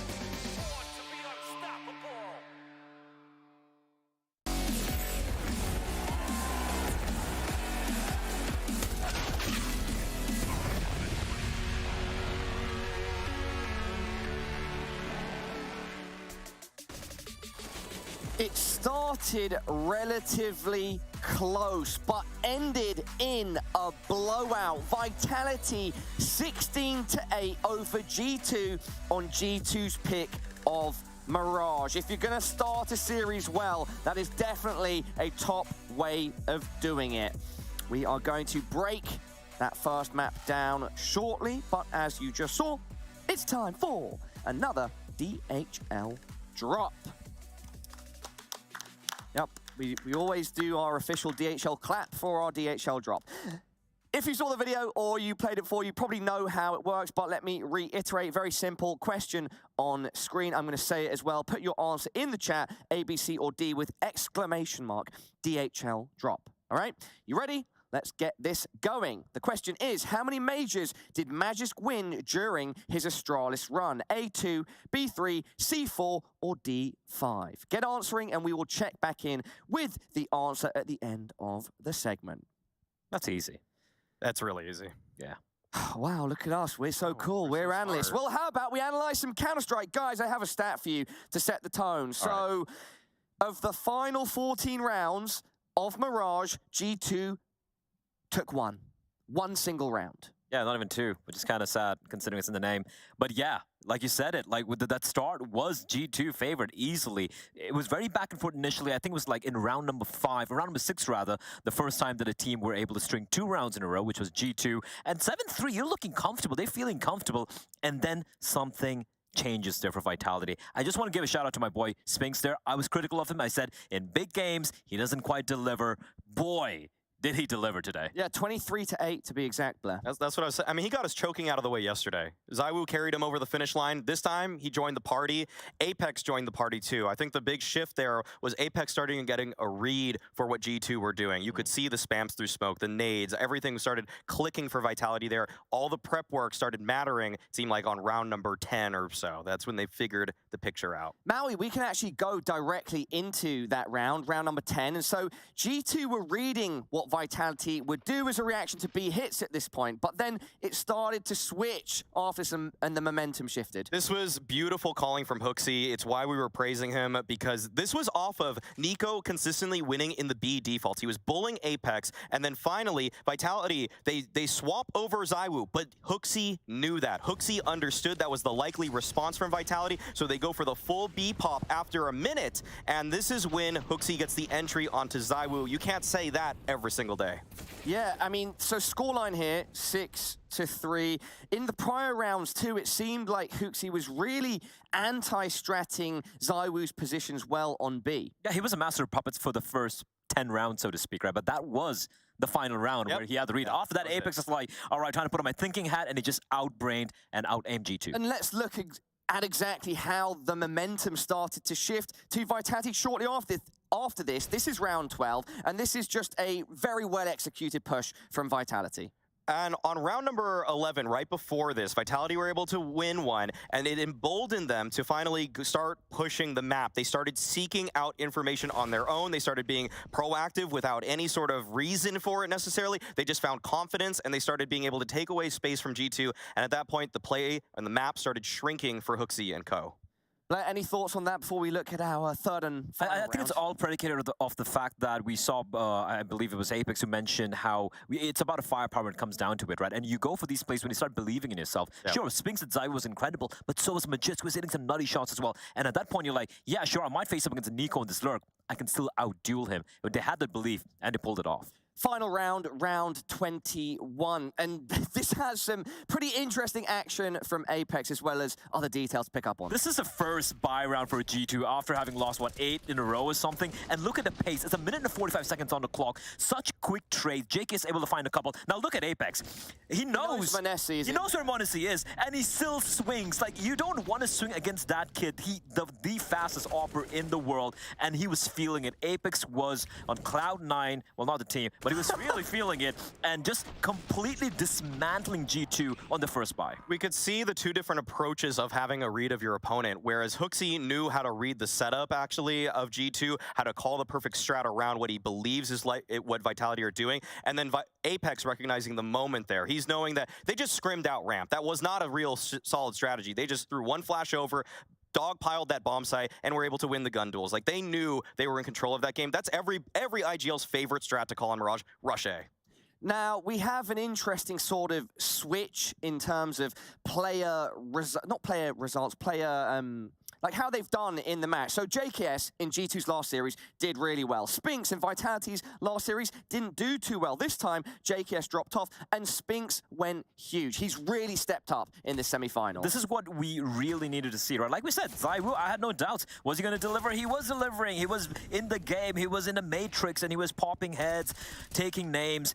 But for me, the question mark was Spinks. But early on, even in some of these back and forth rounds, I started to see how comfortable he was feeling. He was taking his duels. He was coming out on top of them and eventually coming out on top in the server as well, alongside his compatriot. And wow, we have one of the rarest breeds of Air Force Aim High head-to-head, where we have two players from the same team. We saw Spinks versus ZywOo there. They were absolute standouts across the server and on Vitality Maui.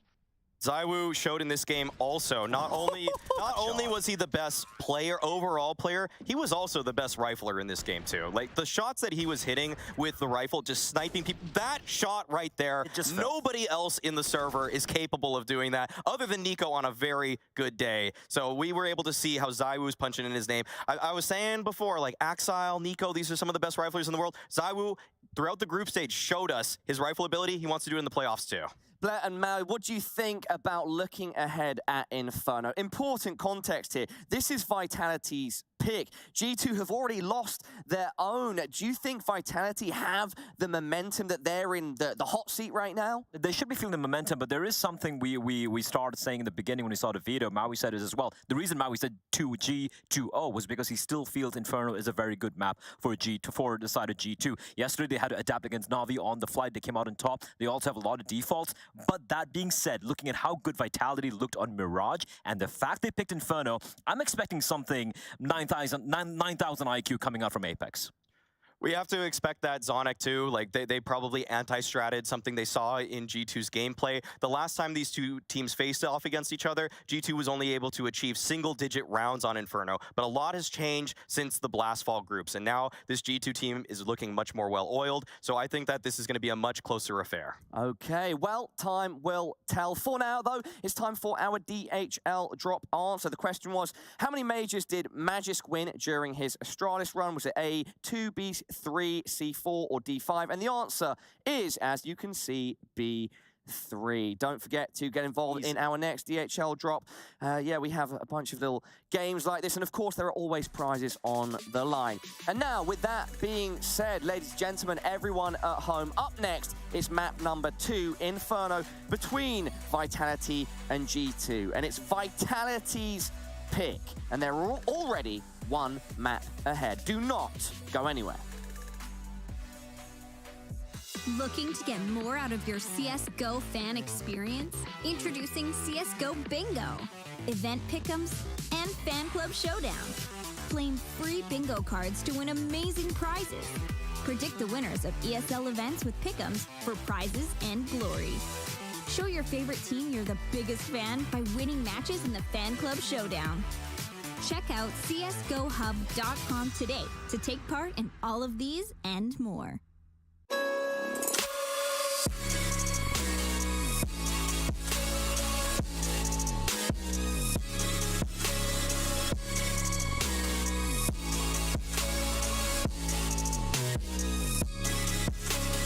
You love it, you wear it. What's your style? Get your merch at shop.eslgaming.com.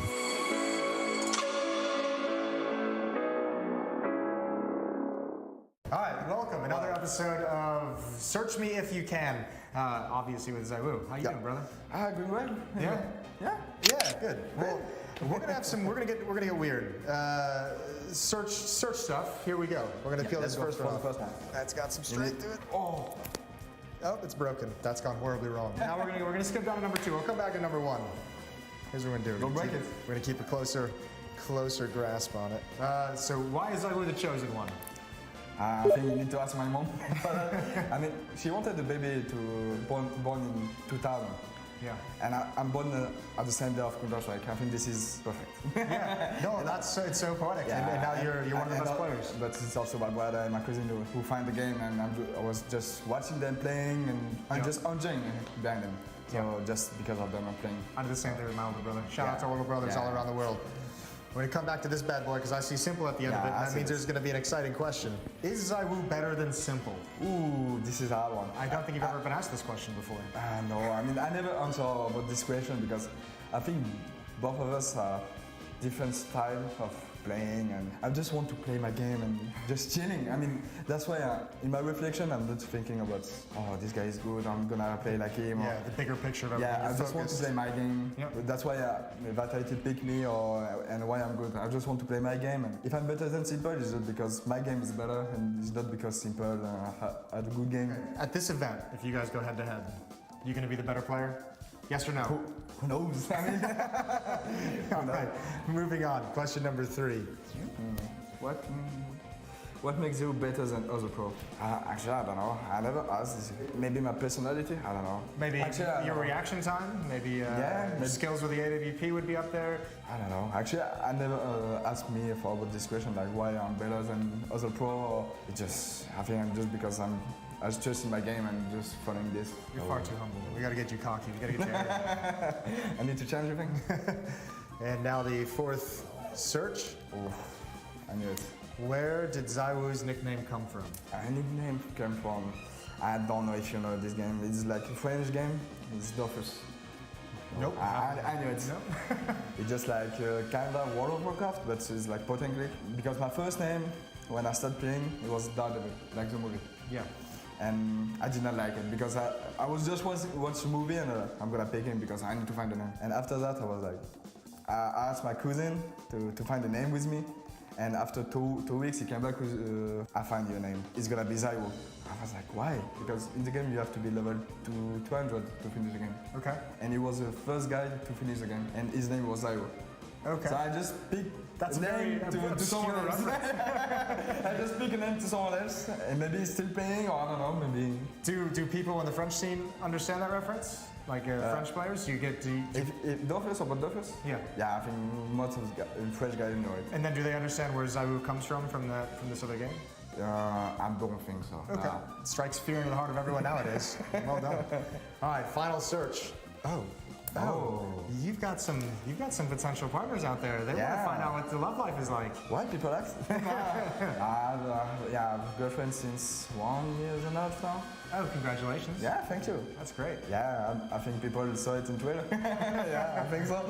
So yeah, I have a girlfriend. Does she come from esports or gaming at all, or is she outside of the realm? Nah, she's Spain. Okay. She's Spain. And now we live together in Paris. So. Oh, that's beautiful. Yeah. The city of love. Yeah. Absolutely wonderful. Cool. Well, thank you, brother. Yeah. This was another episode of Search Me If You Can. Stay tuned for the next one.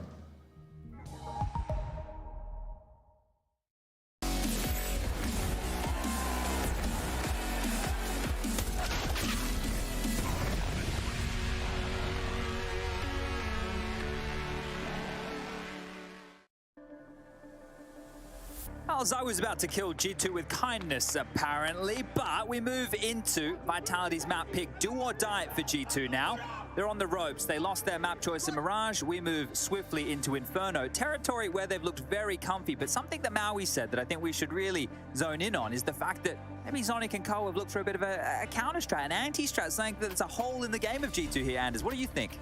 It's certainly looking like it. What an impressive run they went on during the end of the first half, into the second half on the opening map, and now on Inferno. I mean, it could be even worse right here. They're going to be starting on the T side, G2 on the CT side, and G2, they're struggling to stay in the tournament. If not, Vitality, they're going to be off to the grand final. Yeah, against Liquid, who took down Cloud9 a little bit earlier in the day. So we'll get this one underway. And a quick banana surge right now from 4 players. The smoke towards CT spawn. Hooks is going to take contact first, and he dips back in time. Ooh, there's 3 people inside, though. They're going to be powering through. Dooley's up on top. Lot of bullets down here. Nico, he'll pick up the first kill to start Inferno with, but a swift return. Cybu's there, and he's hunting for it, looking for the kill on Nico, and he's finally going to be able to get it. Hooksy is very low on health, practically dead already. It's going to be Magus, but it could have been anyone to find him at the end. So a 2-on-2 rather swiftly. And that bomb is not planted yet. Already JKS, I like this. Very slim angle to try and just take a bit of a look. And he finds the headshot onto Saibu as well. That's beautiful. Magus got his zone, and he's stolen the USP.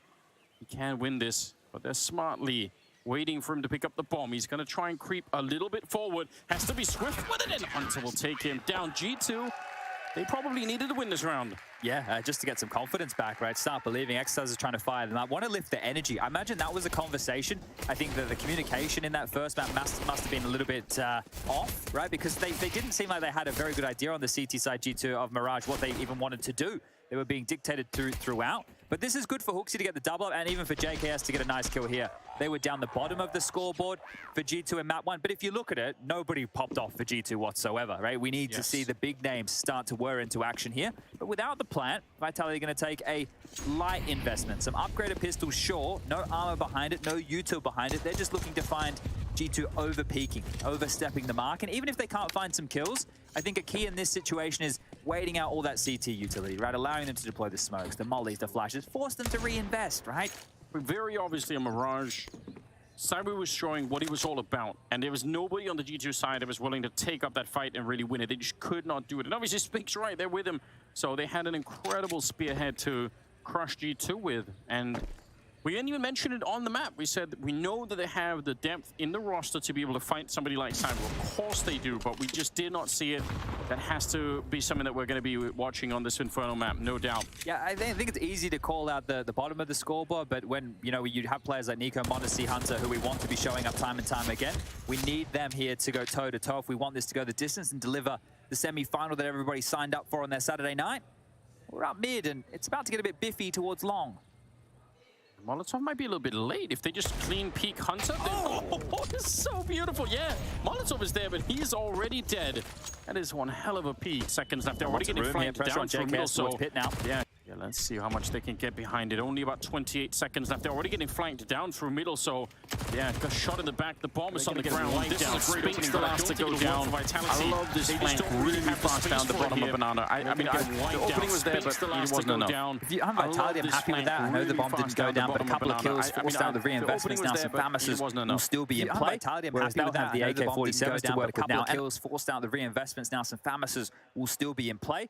Whereas they'll have the AK-47s to work with now. And I was quickly scrubbing through some of the demos of Vitality on Inferno. The last time they played it was back in the group stages, which was weeks and weeks ago for them at this point. And the last time they played it was against Na'Vi. And one of the keys I noted was the way that they were trying to establish banana control. They weren't doing it with just like mollies. They were also throwing a defensive smoke up towards the half wall, exactly like this, right? So that is a T smoke deployed at the half wall. You can see it on the radar. So this is the way that they want to garner this banana control. So we'll have to keep tabs on that. This is the key quadrant of the map. Even following it up with a bit of a Molotov in case someone's trying to push through. So eventually G2 are going to kind of give up on that a little bit. 2 people on the B bomb site, 3 over at A, but with quite a forward lead towards middle, so they get some information on that CT side. Oh, that's the thing. If they smoke it, you have 2 choices on the CT side. You can either completely respect it, or you can try and push through it. But they're going to get that banana control if they just wait out that smoke and continue to molly behind the car position. You can't sit there. And behind that smoke, unless you're spamming them or forcing them back with spam of your own, they can molly towards sandbags, molly towards the mouth of banana, nade you out of position. And that's why I think we'll see G2 have to play a little bit more mid-heavy so they can at least retain brackets control. Talk to me about these 2 nades that HooXi has left. Well, now just the one. About 50 seconds of the clock, he's got 1 smoke, and this is clearly going to be a B hit. He might want to start lobbing some util out now just to soften up a bit of damage. We'll stall them. They're going to come through. Oh, yeah, they're trying. HooXi, though, the smoke actually a little bit early, but it was absolutely perfect. He's out of bullets, though. And he's going to keep going. Oh, it's a beautiful defense. An ace to close out the round with. That's going to get G2 fired up. Ah, HooXi's loving the moment right there. Why not? X-Star's not believing it. That was a beautiful little sequence. Even JKS with a smile on his face. That is a gun round. He just stalled the gun round out single-handedly here. Nico was along for the ride. Thanks. Give me your Famous. I'll take all the bullets. It's HooXi's world and no one's getting into B. Check it out. He drops the one, picks up the other one. Absolute Giga Champ. Oh, no. Dear. Here's the reaction. He loved that one. He loved it. If that's going to get the team fired up, if HooXi's getting an A, Sanders, I think they might be able to center themselves now. Yes, no doubt. You have to imagine that the rest of the team is going to be feeling that. 3-0 in favor of G2. 4th round coming up here. No bomb plant, obviously, in that one. So they're going to be back to some deagles and a scout.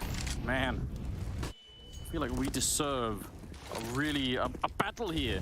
Someone's going to be facing Liquid, and we want to find the best team possible for it. I would consider it pretty disrespectful if I was G2 after the showings that they've had on Inferno and then Vitality pick it. Are you really taking this to a map that we do some of our best work on? All right, let's show you what you got.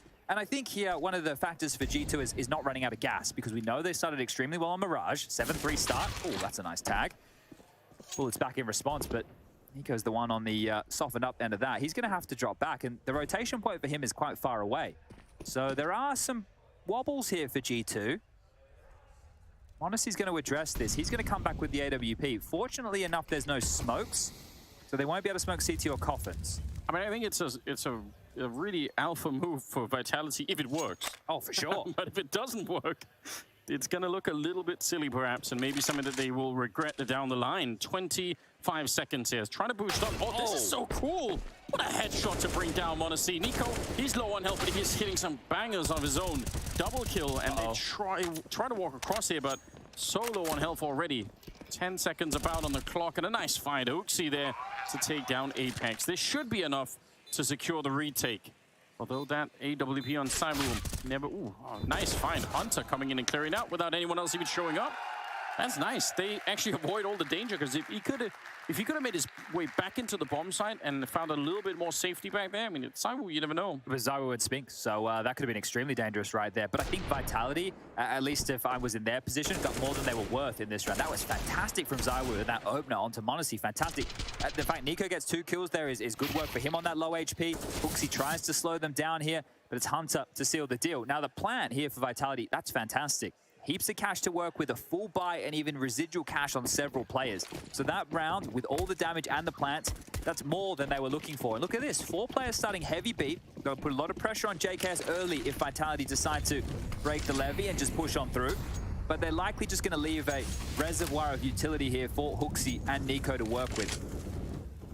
That really is a lot of people to begin with. But yeah, if Vitality would have tried to rush it down somehow, really brought the fight, yeah, they would have had an infinite amount of people there to fight right back with. And when we spoke about the smoke, now this time round it's a different smoke that's been thrown out for Vitality to get control. They just dissipated right in front of Zywoo, who gets bowled over. Great work from HooXi. Now just gets one back in exchange. Nico needs to consider his re-peak here, and does. Rotation from m0NESY again. So similar scenes to the previous. He'll jump up there. That's a nice quick peek to look over the sandbags. m0NESY is walking out in front. If he dies, the bomb site could just fall behind it almost. Nico there to try and assist him, and a nice find. Apex again with that slightly erratic counter-strike. It'd be very, very hard to stop. And a 3-on-4 favoring Vitality. You like that from Apex there, right? Not too many players are willing to surge around the corner like that, but he understands the situation. And now, swiftly back up towards A. They have smokes. They can smoke to Moto, long side, into pit if they'd like. They can even molly and push JKS out of position, who's now trying to tuck into the site alongside of Hunter. But it's definitely going to be A. When stuck like this, one good Molotov inside of the bomb site, and they're in a little bit of trouble. Smoke up to allow them to cross in about 27 seconds. Hunter sees the first target, swings wide for it, but Magisk will take him down. Do they realize JKS is still? I think they do now, but it's too late. No backup can come. Apex with another good headshot. And obviously Nico going to be running away with the AWP. So first round is on the board for Vitality. That's just a really well-called round. Yeah, I think right there, m0NESY's had a couple of these unfortunate peaks. That one there, and then the previous where he got caught off guard by Zywoo on the boost with the Deagle. So he hasn't been able to find the timings he's looking for. On the other side, Vitality being able to find them perfectly. Now, you have to address the loss bonus situation being bottom of the barrel here for G2. So as we reflect on the cash, you can see it on the left-hand side of your screen, everybody. I'm on you add 1,400 smackaroos, how much money you see everybody having right now. Nico can drop the AWP to m0NESY. There should be a M4 available for him here. And it should be a pretty tiny looking buy, but this kill from Apex, it means an awful lot. It softens up the B-bomb site. It makes this A-bomb site a lot more of a juicier morsel because they're either going to play 2B, 1A, or even 2A, and you know that you can trade efficiently onto the site, which is exactly what they did.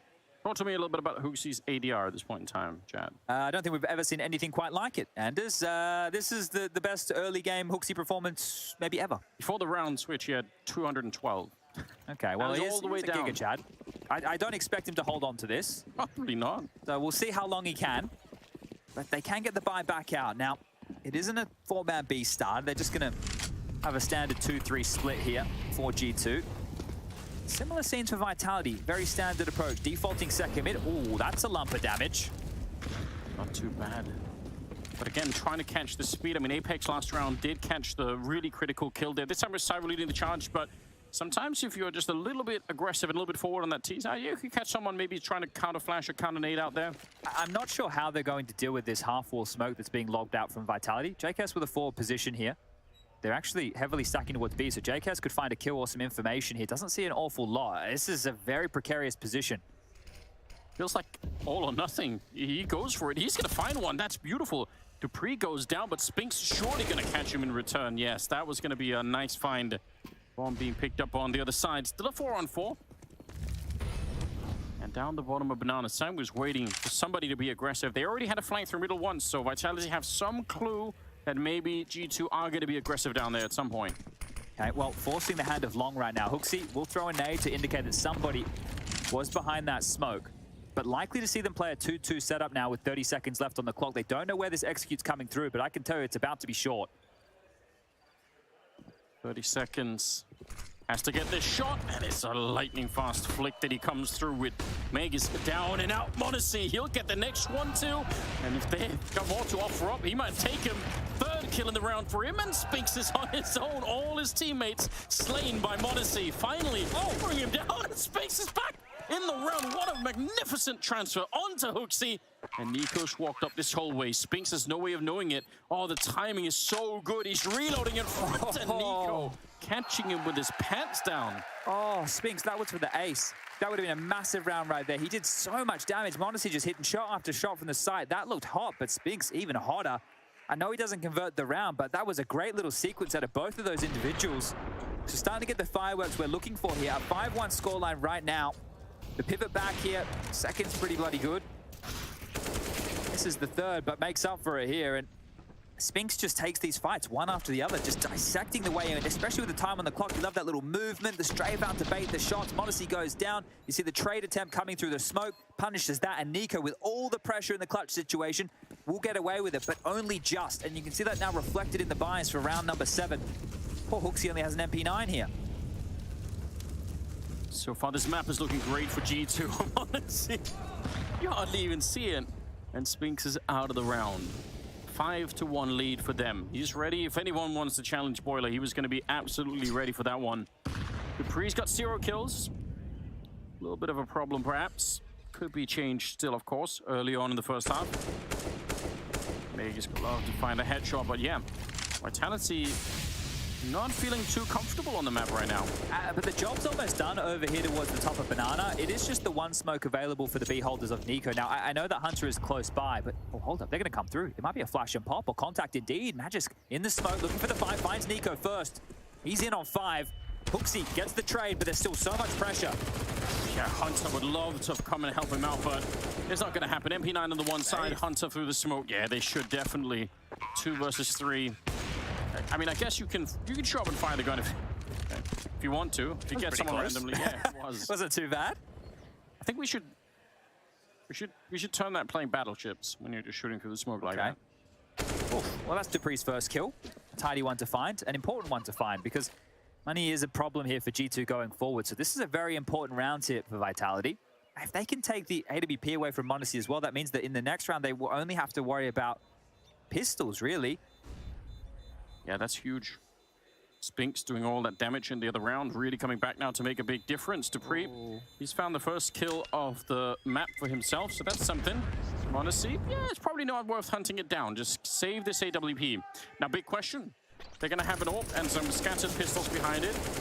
Do you take the GM approach and stay far back with the AWP and wait for somebody to show up, or something more aggressive? Something more aggressive, definitely, with m0NESY in the server, right? I know I like James' approach. It's definitely by the book, but m0NESY's going to do something flashy here. Now, the timeout to discuss exactly that is, look, they only managed 1,400 lost bonus into this round. It's likely to see them force buy behind this AWP. I'm looking at m0NESY's spawn. It's a very good spawn right now for him to head over and jump up apartments again, but we've already seen him strike from there. What is another option? Run boost middle. Exactly. No, quite seriously. Yeah, he should try and operate with something along those lines here to give them the jump, because we know there's no AWP on the other side just yet. If m0NESY can manufacture that opening here and give them a leg up for G2 into round 8, in a previous era, another opportunity would have been to maybe run in through Boiler and up to the apps, but I feel like everyone's spotting for that now. It's so too many flames, I think. Yeah, you can't do it. Yeah, it's a bit risky in that window room. There's a smoke you can throw to extinguish, but it's still kind of crazy. Yeah, Kenny would have done it back in the day. He'd probably still do it now.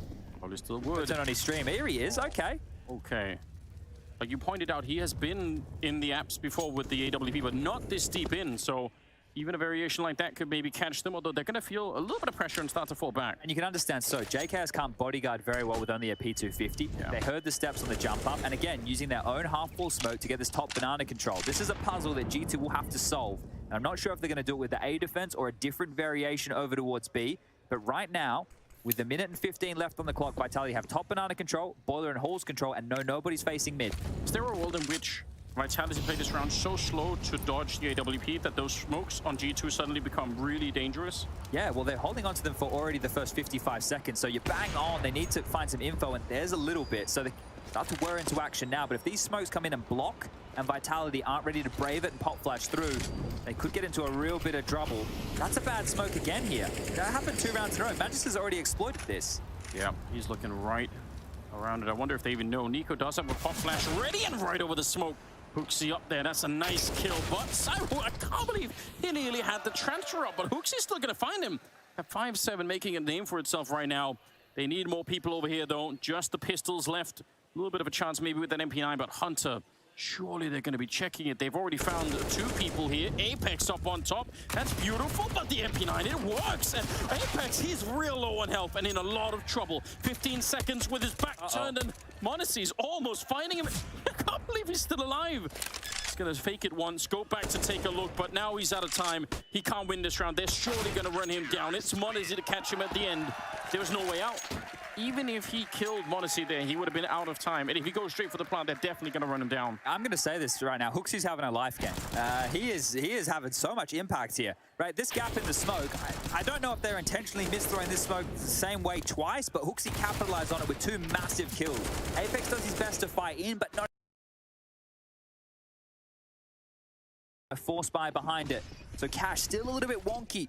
But that's the conversation for both sides going into the next round of play. Whoever wins this one might find themselves in a bit of a break situation, as it were. 6-2 scoreline.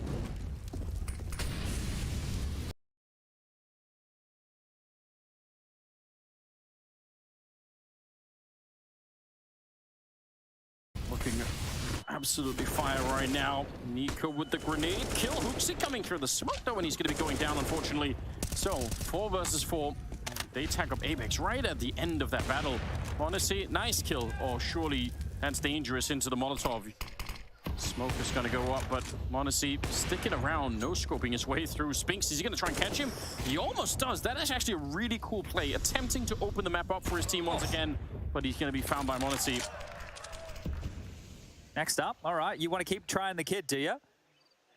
Oh, catches him in the fade. Good one from Apex there, but JKS is still in the site. ZywOo has this long control. If he can catch Hunter on the rotation, then there's a real chance.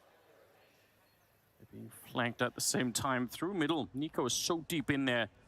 They need to win a bunch of fights right now on the Vitality side. First of all, inside of that A-bomb side and get a quick bomb plant, but every second counts. ZywOo, the only one with any real health, he's going to be going down, and Hunter, good double to close it out with 7-2. Chad, it's looking amazing right now for G2. Yeah, I'm really holding my breath for a competitive map here, because we're at 7-3 in that first map of play, and then we ended at, what, 16-8? So G2 have a lot more proving to do than Vitality in this map.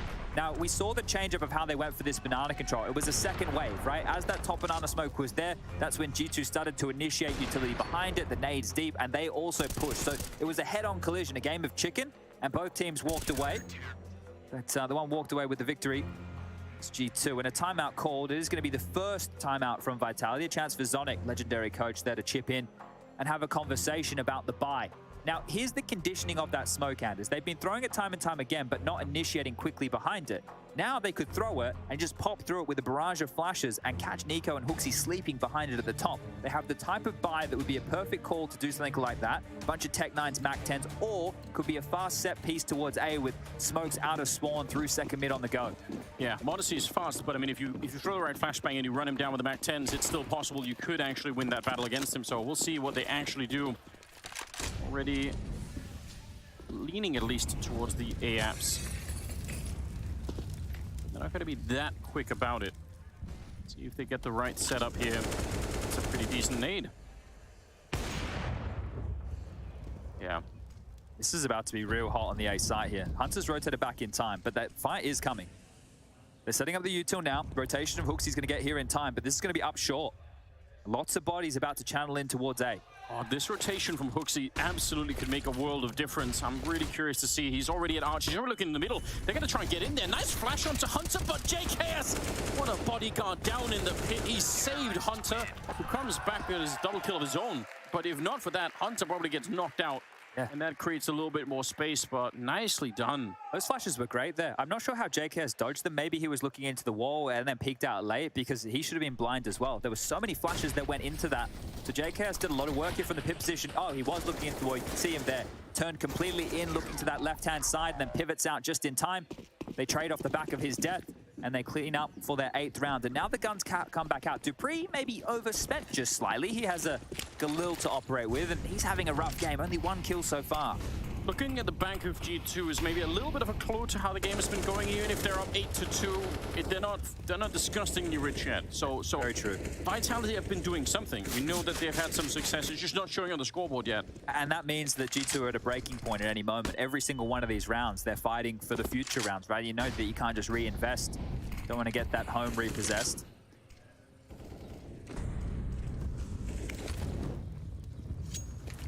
Let's see. Still leaning quite a lot towards, I feel like, this quad and app side. It'd be fun to see him every once in a while, maybe thrown over to the B-bomb side or maybe thrown over to Arch or anything like that. It seems like he's playing a lot there. Well, I say that, but now he's actually moving that way, so fair enough. Down to the pit, JKS. 3 players here alongside. m0NESY's allowed to search because of this and finds the first and even the second. That's quick. Kid's not messing about this evening. 3 on 5 and almost full map control. NiKo spotting Banana on those jump peaks, and they have fortified top mid with Hunter now slinking in and even being flashed forward. He's called this one clear. Absolutely well done. Getting the kills, getting the information, and just scaling the map all the way down so that Vitality can hang out on Banana, and that's about it. 28 seconds. I like that rotation to bring him over on the other side, because he has been predictably playing either underneath that canopy at quad, like HooXi is now, or up in the air palm. It's been his main hunting ground for a while, so cool to see. Looks like a lot more decisive as well from G2, as HooXi will see that they're likely saving here. So holding on to 3 AK-47s, lost bonus maxed out the other side, so they can buy behind this. But looks like they are a lot more decisive in the way that they want to approach a lot of these situations. They get the Banana control, they rotate back, they swoop in to clear out top mid, they flash Hunter forward. There's always an idea. Yes. I think that was missing on Mirage, and probably a big conversation that was had by Xtaz with the team after, hey boys, let's lift the comms. Let's make sure we're being a little bit more active on the map as a unit. Because at the end of the day, there's heavy hitters, but it's a team game. Speaking of indecision, I mean, on Mirage, we talked about it a couple of times, how some of those B defenders, when they were on the CT side and anchoring that B bomb side, just got caught off guard. They didn't have like really good protocols to fall back from the action or fight or whatever they wanted to do. That indecision is just not here right now. They're playing really great Counter-Strike, and it's showing 9-2 at the moment. And unlike some of the previous rounds, they actually get a lot of people surviving here, so they can start to build up the money. Vitality, they're in a deeper hole all the time. Yeah, and by virtue of those saved rifles and no loss bonus coming through, they're going to be light on in the utility department here. So there is going to be a couple of issues, but that's going to simplify the playbook and whatever round that they're going to be able to call right now. Maybe it will have to be more contact heavy, maybe a bit more of an apartments pop, right? Try and waterfall out there with a 3-man prong and a couple of flashes. We do have Vertigo up next, and as if we need it. I think that's a pretty tasty morsel. Cyber and m0NESY on Vertigo, that could be something all on its own, but yeah, that's a map that especially also tactically could deliver a lot. Here we go, up Banana. You talked about it earlier, maybe try and be a little bit more aggressive. They didn't quite throw the smoke this time. They're just trying to fight it out, and it's not working at all. No, and that was well read by G2. No smoke, that's okay, we'll take the fight. We have the positional advantage at the sandbags, and another dud round here for Vitality. So the fact that they're not getting a plant, they haven't had a plant in the last 4 rounds, and I'm probably going to say they won't get a plant in this one, so let's make it 5. Not enough money for the buys. So this is starting to fall very flat, and remember, they wanted to take this here. They could have picked any map they wanted. G2 were the ones who went into Mirage. Vitality went, okay, well, let's play Inferno. Even though you look hot on the map, could be one of those things, you know, you look through the demos, you feel like you have a pretty good understanding of how G2 are winning some of these games, and you say, yeah, even if it's impressive, you know, if we take away, if we have the information, then that's going to be the main difference. And now that you're experiencing it, not in demo format, not in the theoretical realm of watching it, you know, without having to fight, it's just a different experience that they're having completely. Yeah, and I guess to return to a conversation we were having a little bit earlier about individuals stepping up and starting to do a lot of damage. So the fact that he is surprisingly a real luxury. It's m0NESY and then HooXi. You're on with that one, right? And HooXi wasn't meant to be one of the names to step up for G2. Sorry, so the fact that he is a real luxury. You're on with that one, Chad. I'm with the Twitch chat. Okay, sorry. I don't want to offend anybody there. Look, I love his calling. I think he's going to be a fantastic addition, and he already is a fantastic addition to this team. But he's not meant to get the kills. I'll give him the in-game leader excuse, Anders. I used it for years. So I'll give it to any other in-game leader out there. Don't you worry. I'll protect you.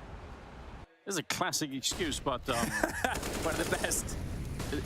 I mean, we've seen people before, but m0NESY in his own rights is one of these players that's come out almost out of nowhere and just, you know, shot straight to the top. Cyber's another one on the other side. We've got a lot of kids these days saying, I feel like in-game leaders, that's just a very difficult thing to do. I can't think of a way you can do it quickly, but HooXi has kind of done it. Yeah, look, I think Copenhagen Flames was a really good team for him to nurture the style that he wants to play. And I look at some similarities of players in this unit. Like m0NESY can be a flary AWPer just like Nikodos, right? I think that's really exciting. And then solid rifles, like you had Roy. Yes. You had Yabby, you had Zyphon, like they all could pack a punch. Well, here's this Palace waterfall. Yeah, m0NESY trying to fall back.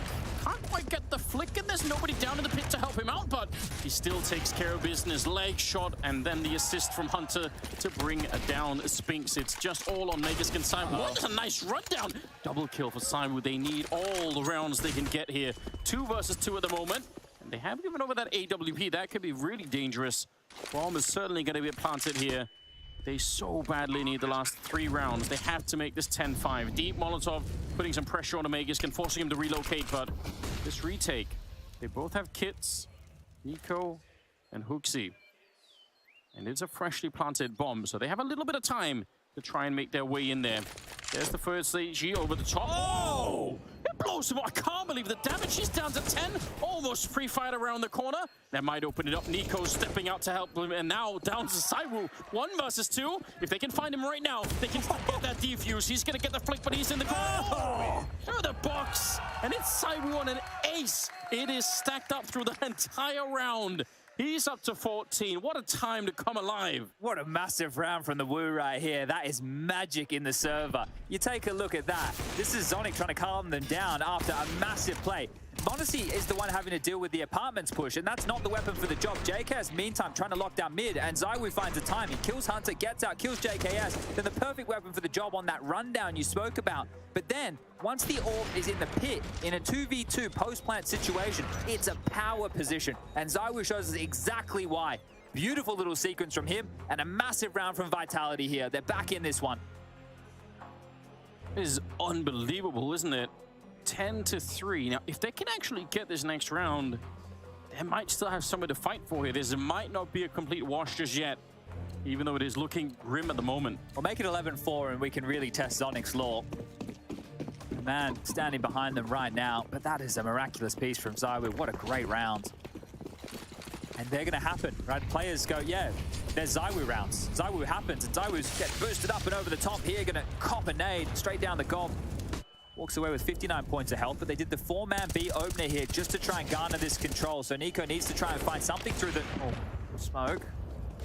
They were waiting so patiently down there, but just ignoring the grenades, ignoring all the smokes and the flashes, and eventually they get just the 1 kill that they needed. That is huge. They don't need to search for a fight, and Zaiwu's ready for this. Look at him in full predator mode right now, hiding in the weeds. Yes, he is. The line, if it bleeds, you can kill it. This is the gap, right? JKS is worried about this mid play. I don't know if he's going to be able to respond to this in time. Dupree and Spinks were already very far forward. Zaiwu's coming to search right now, and Hooksy's actually called out a gamble rotation. He's hedging that they want to finish B with an execute. He's just called the troops to back him up on the B site. JKS is the lone defender on A right now. He's screwed. I don't know what he could possibly do down here. M4 and flashed immediately. It's a good job to get the first one, but again, he doesn't really have the space to reload, and eventually he's going to run out of bullets, surely. Oh, he's done such a fine job. That's way better than I was expecting, but Spinks eventually will take him down. 3 versus 3, and should be a clear bomb plant. Also, Megas is realizing no one's rotating through Banana at the moment, so surely he's going to come and try and backstab this wraparound that's coming in from G2. Apex can't find the bomb. It's just been highlighted as up on the balcony, so during this time, the smokes are fading, but Magisk is not from the mini pit. Gonna grab an easy kill, and now Hooksy, he's in the grave. Yeah, Hunter realizes there's no backing out now, because there's going to be Megas down there somewhere waiting for him, trying to see if he can enter this crossfire, but oh, that's a great find. Apex goes down, Spinks with an immediate headshot in return, and now it's all on Monacy. They have some money, but not that much here. Gotta be a little bit careful. Kid as well, but Spinks, that is beautiful. Triple on him. And it's a 4th round for Vitality. Brought this one back, haven't they? And you said there's a chance. Well, there's a real chance now because money is looking a little bit light on in a couple of the G2 members. And AWP can be dropped, rifles as well. But they're going to have a real conversation about how they can make this buy work. Everybody, ooh, okay, double AWPs. Yeah, this is a change-up. This is a real change-up here. A well-handled round. I love that opener from Zyro onto Nico. It looked good in the retake, but Spinks, we know that he didn't play Inferno with Ents, but this is a map where if you have comfy teams around you, we had a piece talking about it. Well, Furious smoke, but gonna have to boost up and over on the half wall here. So those 2 smokes at the top of Banana negate each other, and that shot, it's a good way to open things up. They know double AWPs are in play, definitely now. That's a hard way to find out, though. You might get your wish, chat, though. You said it could be that 11-4 scoreline to try and really test Sonic, and that's what they're aiming for at the moment. Yeah, the surprise of that first AWP is you can feel it. What a powerful first half here for G2 as an answer to what was going on Mirage. Oh, check this out. Nico, the gun barrel is showing. They know. He's not quite sure, but they have a really good idea. Counter grenades are coming out. About a minute on the clock here. And they're all stacked up out on Banana.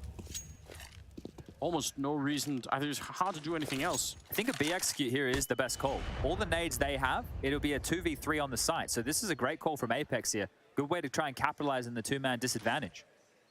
Yes, it is. Hooksy close with that MP9 a little bit further back. They've got that AWP and Nico. And actually, I mean, if they can take care of Hooksy, maybe they can run Nico down. Molotov on top of him. He's going to be forced to relocate into the flashbang while all this is going on. But Hooksy, he's still there. That submachine gun up close and personal. He's finally going to be going down. And a nice flick. Oh, a spin around from Spinks. And it's a 2 versus 2. Bomb goes down. He is lightning fast in this game once again. And it's the duo, ZywOo and Spinks, to confirm the 5th round here, just up against m0NESY and JKS. Yeah, that's a horrific thought to be up against. They have been really scary throughout this series so far. How do they cross this line? They do not have a smoke. They can maybe flash him away, but if you just jump it, you might just be dead. Only the boots showing. Oh, what a nice little peek. They trade damage.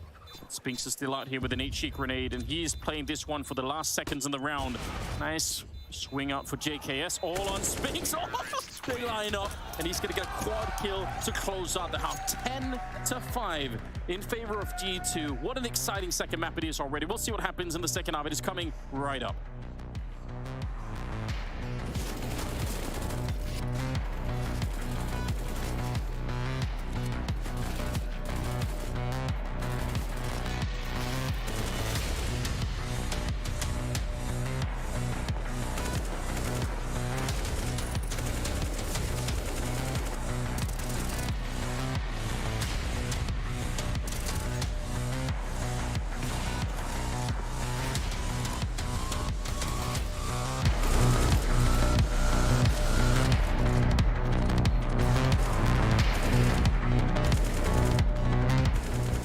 Oh my god, this guy is so good. 2 at the same time? 3? 5? Can't imagine someone as good as him, man. What are you watching? Oh my Look at it, he does it so well. Everybody? With everyone. Look, again. Again? The fuck? He's so good. He's so good. Then he's waiting? Wait, no. Oh, he's gonna take all of them. Not the ace. He takes the ace. Oh my. That's exactly what we need, man. Just like taking him like, look. All 5? Oh my god. I want him to hug me like this. Like, I will be happy. So good. You have to bring him with us. Yeah, with his friend as well. And I think 2 is good, okay. And this guy is look great, yeah. Yeah.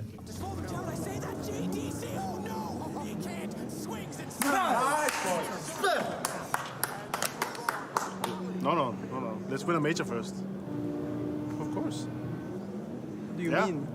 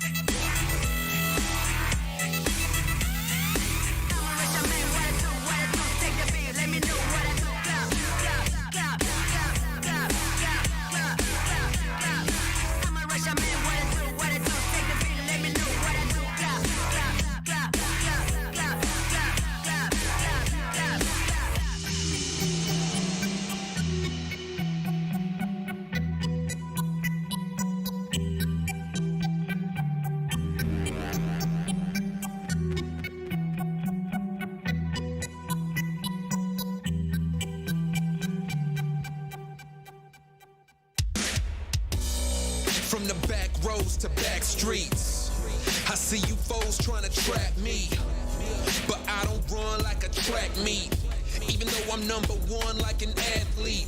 And the way I maneuver around you and through you,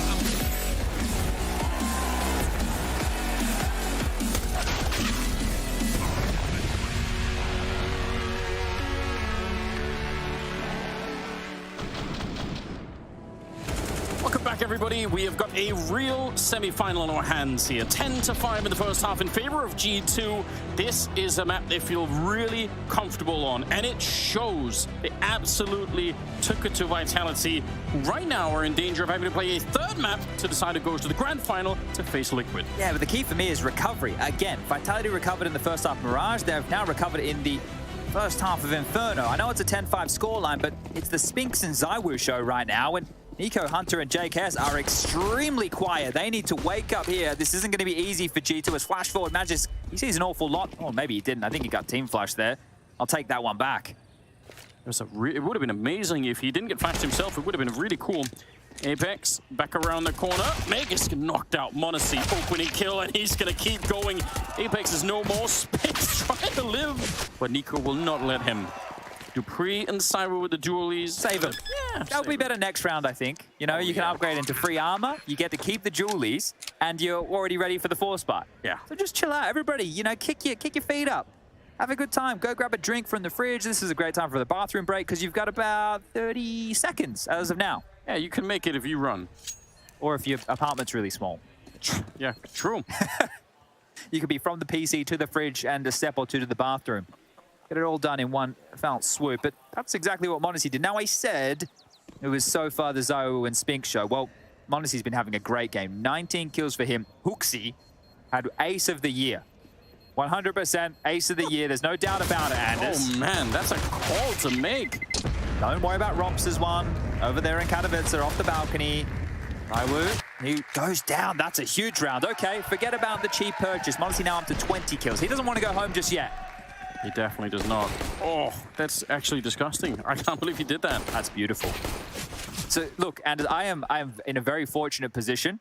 Being friends with JKS, I got to play some pugs with him and m0NESY, and playing with m0NESY is literally infectious because his love and passion and wanting to win at 17 years of age reminds me of what it was like when I was obsessed at his age. Like, no matter who we were playing, he always wanted to win, and not like in a toxic way, like in a, I love this game, let's get into the next round and let's do everything we can. And I'm sure that energy right now has to be flowing through G2. We're going to have to script that as like a Netflix special at some point, you know. Young kid comes in, old mentor, you know, gets shown the passion again. He like really discovers love. Yeah, exactly. Look, I couldn't believe it. When I had the opportunity... Oh, hold up. There's a stack here. This is about to rumble. There's a lot of people here, but they only have USPs. You got to wonder how much that could really do. Quick trade is in there, m0NESY with some important kills, and they wipe out the stack, so good job. Yeah, we were about to play a pug, and we queued against some other big-name players, and he was... You got to name drop him. Look, I don't want to throw the kid under the bus here, but another big AWPer from the region, right? And he jumped in deathmatch immediately before, and Justin's like, what are you doing? I'm like, no, you want to G him up. This is his little anime arc right now. This is like one of his battles, you know? I'm trying to get him fired up, because it's awesome to see, and that's what we want to see here from everybody. The love of the game really shining through. First gun round here for Team Vitality. They took the eco to bring out the M4s a little bit early. It's got to be something that, especially the veterans on a team like G2, can actually really feel, you know, the being close to someone who just wants to win so badly. dupreeh swings for it. He's had a tough game here, but a nice little double. That's actually his second and third kill. Unbelievably so. And now it's a 5 versus 3. So Vitality, if they want any chance of making even more of a comeback out of this, then it obviously has to start winning this round, especially now that it's a 5-on-3. Yeah, I think G2 there tried to capitalize with a fast A play, hoping there was a B lead, tried to scale up mid, head towards that arch side, deal with one of the weaknesses, and JKS will find one. dupreeh goes down, but is that a big enough hole to work with? Is Nico and m0NESY still remaining? Now they have plenty of time, but I felt like we had this conversation over on Mirage and they weren't able to get too much done. Did they spot? I think they might have spotted m0NESY. Goes to look right there. Surely going to catch him. If he goes up against the wall, he's probably dead. Meg is up on the bicycle. Yeah, nice little spot. Doesn't have to really take that fight all the way through. Just let that clock run a little bit closer down. You've got 3 people here. There comes the attack. How does he win that? It's a little bit wild. He is down to 3 health, though, so practically dead already. 30 seconds and caught trying to relocate back and waiting down at the bottom here. This speaks for Nico. He's going to be able to win that fight, no problem. Or I have to say that, he's down to 6 health, but he did win it. Well, I think one of the keys is with Dupree getting those 2 kills and us knowing that he only had 1 within that first half, we can keep track of his CT side performance, right? Because this is where they need to make the comeback now. We can forget about the T half. That's already done, right? That's what we can worry about. The desk can break all that down here. But this double is the start of the comeback, right? They're going to get themselves up to... It's still a 6-round buffer for G2. I still can't believe Monacy won that fight, especially against Zywoo. That's wild. But regardless here, I think it has to be a timeout for G2 to have some conversations, because you have 3 players in a position to buy AKs with head armor, and you have 2 who might need to deal with pistols. Now, when you have a lead like this, there's 2 trains of thought. Do we want to just break them? Do we want to just bend them over and break them right now? Or do we want to take... I thought that was you. I thought you were making a raspberry noise right there or something. No, we're getting game sounds. Yeah, well, we're getting tricked a little bit. But or you can take a little bit more of a lighter investment now, right? Have everybody getting some deagles, and then next round get out a full buy where everybody has all the goodies. It looks like they're taking the conservative. Okay, I thought they were taking the conservative approach. It tricked you. It did trick me because I saw some pistols get invested, and then in the final few seconds, 3 AKs appear. Well, they got the answer anyway, so it is the break them right now. Destroy their, not just the game, but their souls on top of it. Trying to make sure that they're never going to mentally recover. Oh, that's insane. Kid's on a heater right now. This is crazy Counter-Strike for Monacy. He is just stepping up. Same way Zywoo did in map number 1. Now just sends Hunter packing. Yeah, you're not getting through here. Not anytime soon. Apex has already rotated over. He is, and you know, double pit position is super strong, but it does obviously leave other parts of the map a little bit more vulnerable. You hope G2, for their own sake, explore a little bit more, and so does Zywoo. Monacy's not missing. He is not missing. Yeah, he's really not. 25 kills at the moment. He's turning the corner. Look at him, and he'll take down Magisk as well. It's so wild. Up at the graveyard, Apex, well, I guess it's good he's already in the graveyard because he's definitely going to be dead, even getting that double kill. Spinks now 1 versus 2, and maybe they know Hunter is already a bit low. Maybe it's worth sticking around to try and see if you could do something. It'd be nice if he had any other nade than the flashbang there. Gonna go around and pick up the kit. Do you want to go for this one? Well, may as well go fishing. At least have a look. See how the waters feel. They're hot. So all it took was a molly in his face, and that one's denied. So yeah, I like the attempt to at least look. I think he's going to hang around for damage, because if they want to exit, they have planned to default. They cannot stay in the pit. They will have to try and either push over towards long or run down mid, and Spinks could take away all the guns here. So this is with a new bomb radius in play. Yeah, you really have to escape real far away. Spinks able to catch that one. Here's the footsteps above. Nico is not going to be going down to that one, and the bomb won't catch him either. So 13-6, and the force-up completely justified. Yeah, and I'm wondering now, after Spinks goes down, he hits this, does he? Yeah, okay. All right, look, we know he's quick on the AWP, but these are some real laser-sharp shots on the AK, and he just marauded in towards the site. He literally took down the entire A defense on his own. Apex was the B rotator, so that's kind of nuts. Look, it affects them a bit more than I thought it would, Spinks not holding on to that M4. So it's only going to be Apex who has money to invest, and this is a bit of a bogey M4, with the rest of them just maybe have some pistols, a couple of USPs. So Apex has to do a lot here. Yeah, trying to really flex that weapon, but unfortunately he's lost out there. Up close against Tuxi on that Mac 10. And a nice start to this round for G2. What did Hooksy do with the M4? It feels like it must have been blown up somewhere, right? We're going to have a little fly around. I'm sure Jay will be having a look too. And, oh, that's quite the dink right there. Yeah, Nico's not enjoying that. But they can afford to back on out. Still plenty of time. And now that they've got this double push going on to the Arch and CT spawn, they have the entire map almost to themselves. This is going to be a nice crunch onto the B-bomb side. Don't think Spinks could do a lot here. He's going to be walking right back into the headshot from that AK. And Cyber's alone with the deagle. How many 1 deags could he get? 5. Okay, that's a good number. Ooh. Shut down before he even got a shot. There's the M4, Anders. I found it. Nice. Yeah, I've got a lot of experience playing Where's Waldo? Or Where's Wally? He was in my part of the world. Was he Waldo or was he Wally in Denmark? Or was he Walter? He's completely different. Oh. Holger. Holger? Yeah. Where's Holger? Hard to explain, isn't it? Did you still have the wizard? Yeah, we did have the wizard too. Okay. We have a little book at home where there's like a film over all the pages, and then you have like another piece of paper that you sort of put on top, like a little searchlight. Okay. You can only look through the film with that, so you can't see the whole thing. Okay. Makes it a lot more difficult. Yeah. It's much more competitive. Much competitive. Where's Waldo? Or Holger? Yeah. Okay. Exactly. All right. Well, maybe we can see if we can get that as a side event alongside of the Counter-Strike for the ESL circuit. Maybe we'd be excited for that. I guess, yeah, we could do some shoutcasting on top, perhaps. It's close. He's getting closer. Oh, hot, cold. No, Exactly. Hasn't found him. Well, this one, I don't know if we're getting the excitement here, Anders. In many ways, that was prop hunt before prop hunt. Okay. Yeah, back before that worked. Video games existed. Yeah, that works. Okay, well, Vitality, this is it. Do or die time for you right now. You picked into this, and we're not really seeing why. But this is a faster maneuver again from G2, scurrying swiftly. This is a fast A play. They're all in. Let's see if it's gonna work. Samu spots out one. It's Hunter, and he gets a little shot in the leg. Hooksy, though, scaling up across Arch and gonna be wrapping around already. Wow. Nice headshot for Magus. Can he spin around? He's ready for more, but Nico will take him down. This is a very exposed position. Samu is battling left and right. Nico, double entry for him, and it's a 3-on-3. Quick bomb plant gonna be following through. A lot of determination on this G2 team at the moment. Monesi is still alive at 100% health, so that might be a sign of trouble. Flashbang going to be coming through, and Dupree is lucky that he walks in to Boiler like that, or he probably would have been dead. Comes back for it, and this time, Monesi for once missing a shot. That's interesting. Let's see what JKS and Nico could do. That's a godlike flashbang. So Nico on his own, and that's too much to ask for. He would have had to have found an ace in this round. So instead, it's 14-7. Yeah, and Monesi's had a great game so far, but I have to criticize this. He over-peaked there. Off the flash was fine, but after he sees nothing, I think a teammate told him he saw something. Boiler steps out again for that fight. I guess he wanted to buy some space because they felt very cornered in the pit and the site there, but either way, falls apart. A great little set piece. Love the pace on towards that A bomb site there, but not enough, and Vitality will hold on. I said do or die.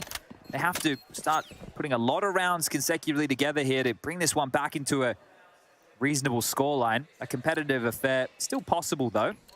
It's been the early T round, so G2, to be able to find success as the half moves on, is going to become harder and harder. I don't expect we see those type of maneuvers anymore, though. I think we'll just see more default Counter-Strike here.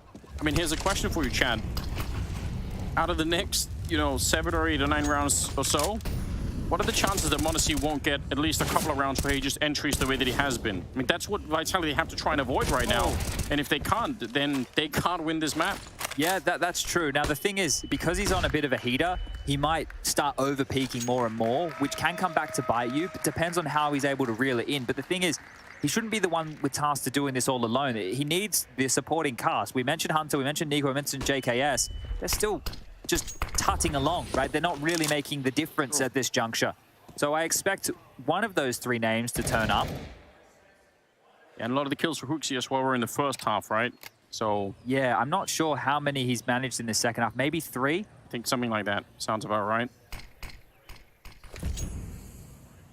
But this is great. They get the early kill. They don't lose anybody. They're now the 4-on-5. Some utility might be lacking a bit. It's not disastrous, really. They still have a couple of nades to try and do something with. And G2, they've been meandering across the map. It's a little bit back and forth between top mid and Banana. Now they're throwing some nades out. See if they're going to commit to it or not. Already hoping that Nico could catch someone rotating out. Actually, if they keep going, this would be insane. But they might go for the split, in which case they're running into 3 people. Oh, Apex, he's hearing it saying, wait a minute, that's a lot of footsteps happening. Nico, he'll find space. Apex is out. How is this happening? I can't believe it. Dupree's back here, but he can still win the round. He can win it on time alone. Oh, but he's forced out with the Molotov. That's a great grenade. And Hooksy, he'll find that critical kill in the back, and the bomb plant is theirs. Nico ready to execute Magus. Can Cybers on his own, and he has to just trundle on back to the A-bomb site. It's gonna be 15-7. That call looked disastrous, didn't it? It did. The mid to be into the 3-man stack, and maybe Apex made a sound cue there because they were very, very ready for him with that fight over towards spawn. That is the difference maker in all of that, because it alleviates so much pressure. He had the opportunity to get multiple kills. He was in the thick of things. Could have been a real thorn in the side right there, but that will be G2 getting up to 15 now. And as you mentioned, Zywoo has to save. At this point, 1900 loss bonus going forward. Zywoo is going to have to drop something. Dupree and Spinks can buy themselves. Touch and go for Magic and Apex here into the next round as far as the buys are determined. But yeah, I guess Modesty can just keep lopping heads. 27 kills for him right now. And the desk will likely discuss this as well, but for Vitality, hasn't been such a talking point. Maybe something we should have spoken about a bit more, but it really has been ZywOo 19, Spinks 17. The next closest is Apex and Magisk on 9 apiece, and then bringing up the rear, Dupree, who has 6 kills. 5 of those have come on this CT side. So feeling too little too late to get activated in this game. But here we go. Round 23 could be the final round to play, and Modesty brings out the AWP. They need 8 straight rounds. Not that much money on G2, so some of them they can get for free, maybe if they can sort of pull it a little bit together. But it's still a long stretch to be running it back without making any mistakes at all. That's the first one. Oh wow, that's a way to get started. Hooksy going to be taking down Spinks, his 20th kill, and Monacy leading the board with 27 and 11. It's crazy. This is G2's round and game to lose now, right? This is it. The number advantage, you know that there's another MP9 on the board. All you need to do is regroup with all the time on the clock. Be it in a 4 or 5, right? You don't have to have everybody. You can leave JKS to lurk here, at least take tabs on any aggression. Hunter could do the same and execute on towards this B bomb site. The only way this falls apart, and the defender they have on the side is Apex with just the MP9. The only way this falls apart is if the gamble stack gets called now. And that would have to happen if they live forward on mid and call it completely clear. But this is still with 50 seconds left on the clock. And if they go shortly, Anders, this one's all over. Yeah, Apex is going to say, wait, well, there's the smoke coming out, but are they really going to respect it? 40 seconds? They're setting up to go right through. They don't really care. Apex, it's a lot of damage, actually way more than you would have expected. But it still loses the bomb site. Even if he did probably twice as good as you could have hoped for there, it's still not enough. 3 versus 4. Hooksy's low on health. Honestly, there's 2 people coming this way. He's got that AWP back finally. A lot of the work has been with the AK, but ooh, that one actually betrays him. Good util for the retake. Lots of incendiary smokes as well. Yeah, that's right. They could burn out actually 2 out of 3 of these positions right away. Hooksy and JKS might be in trouble. Yep, JKS is already burning alive. Hunter coming back out to try and help out. Hooksy, there we go. Barbecued immediately. Hunter fighting for it, and he's on his own. This is looking like a really great comeback for Vitality to try and reclaim this one. Trying to get the defuse, and it's going to be Makers to get that one finally.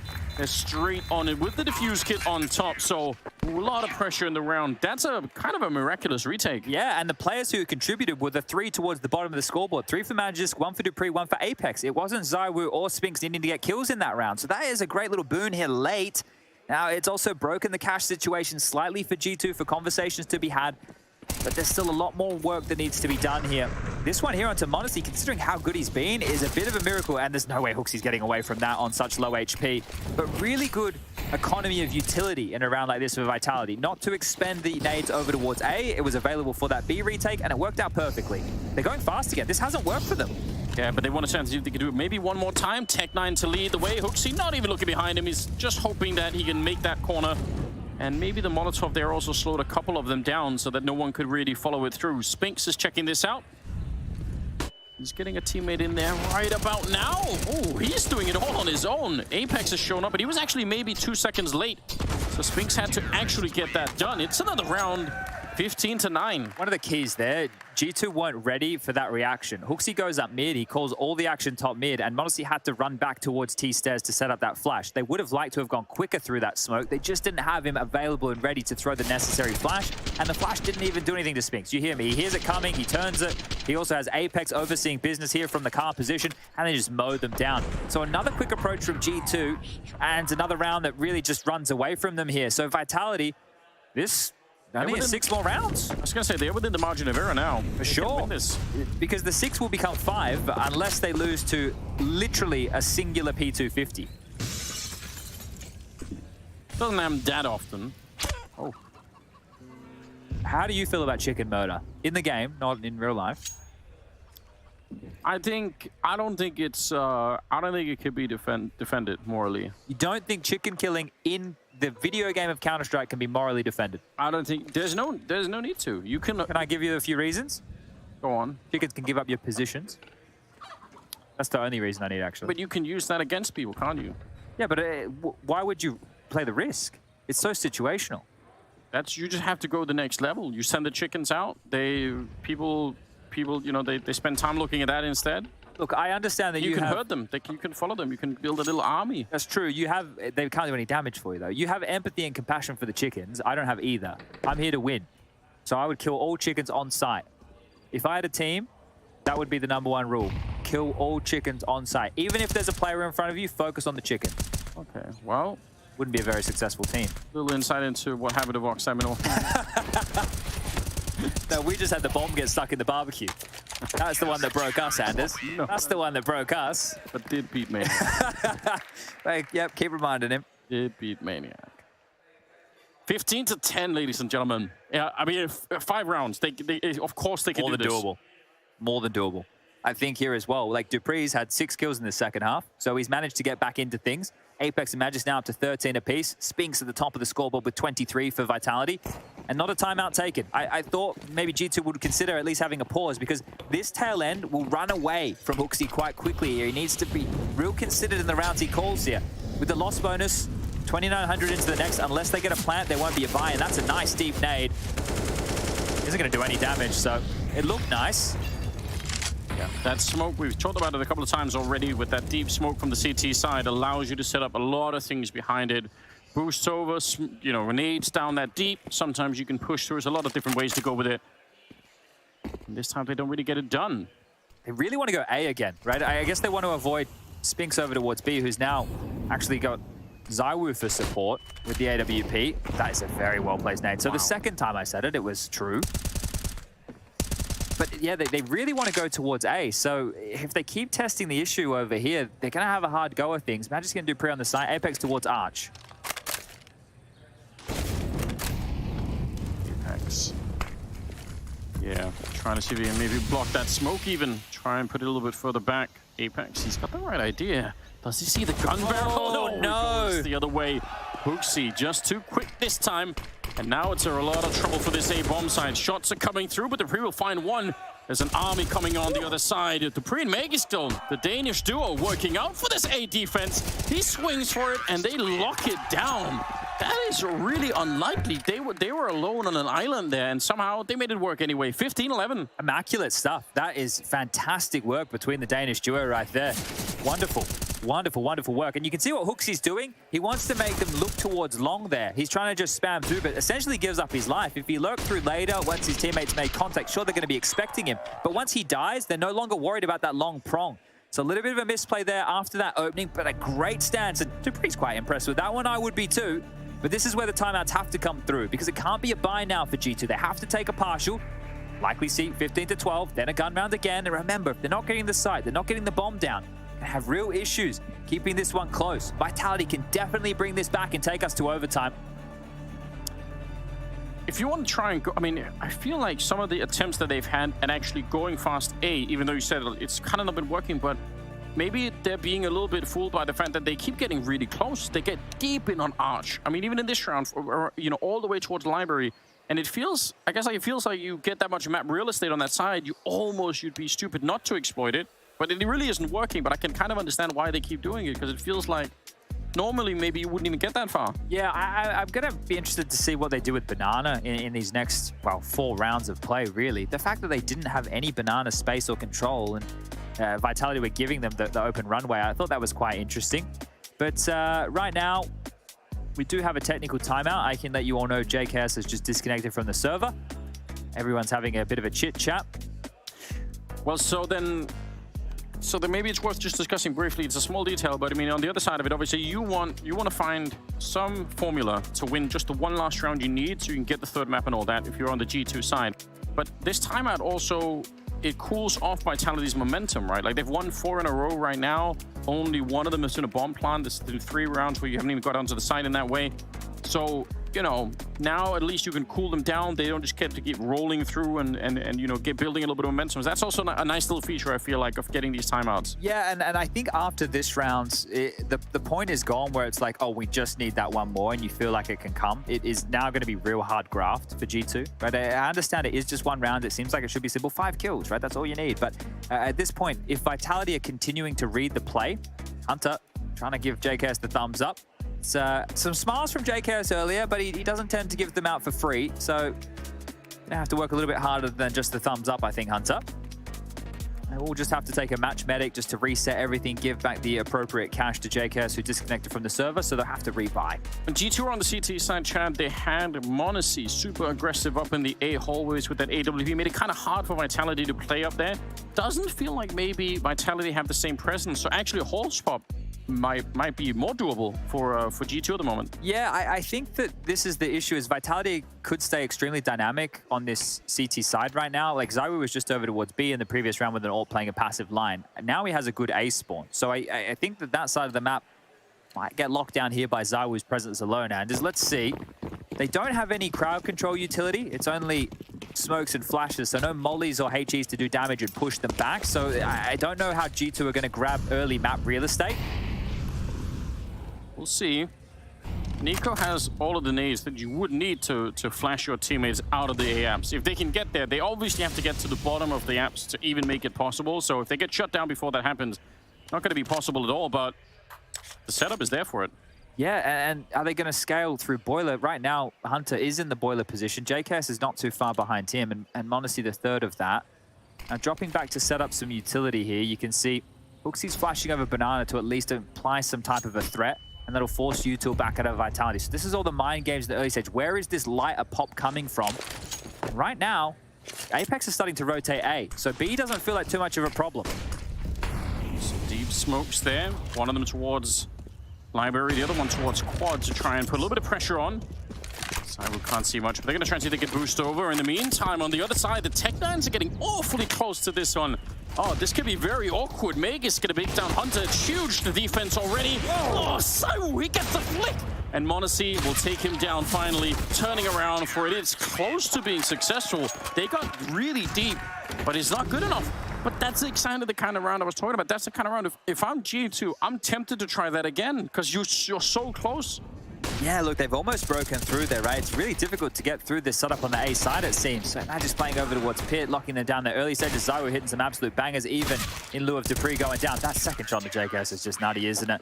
And then if they're able to get one of the kills to buy them some time, get the bomb down, sure, but it's not enough for G2 now. This has got a bit of a sinking feeling if you're a G2 fan here. Oh, it most certainly is. If it goes to overtime, you have to assume that they are going to be under an enormous amount of stress. 15-12. This is so fitting, though. This is why we all love Inferno, even after having seen it so many times. And as I still don't think we've had like a massive Hunter or NiKo round yet. Like a round where they've like had a Scorcher opening and a follow-up, right? It was Monacy doing a lot of work to get them on the board early. It was Monacy and HooXi on the CT side doing a lot of damage. And then the reason that Vitality could get 5 rounds, I think Spinks had a 4K and a massive 3K. Zywoo had the ace with the Tech-9 and they picked up AWP. So those individual performances got the T rounds on the board for Vitality. Monacy had his early. G2 needs somebody else to find that gap, to find that mojo, to try and crack this, because Vitality looking hard to break right now. Yeah, they found some kind of strength very, very late on the map to try and defend it with. They need 3 more rounds. They would love to get this into overtime and try and win it on 2 maps and to get that spot in the grand final. Another decent nade down the middle. 40 seconds on the clock. Apex going to be smoking that up. That almost hurts them on the other side. If they want to go for it, they're going to be ready. Here's Magus down in the graveyard, looking right up, but the timing is immaculate once again. Yeah, they're getting absolutely blended here.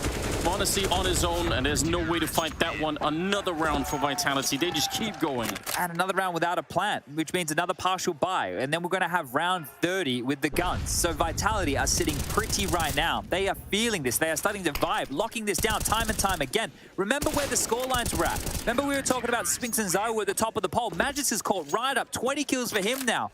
Apex with 14 in this second half. Dupree has 11 kills.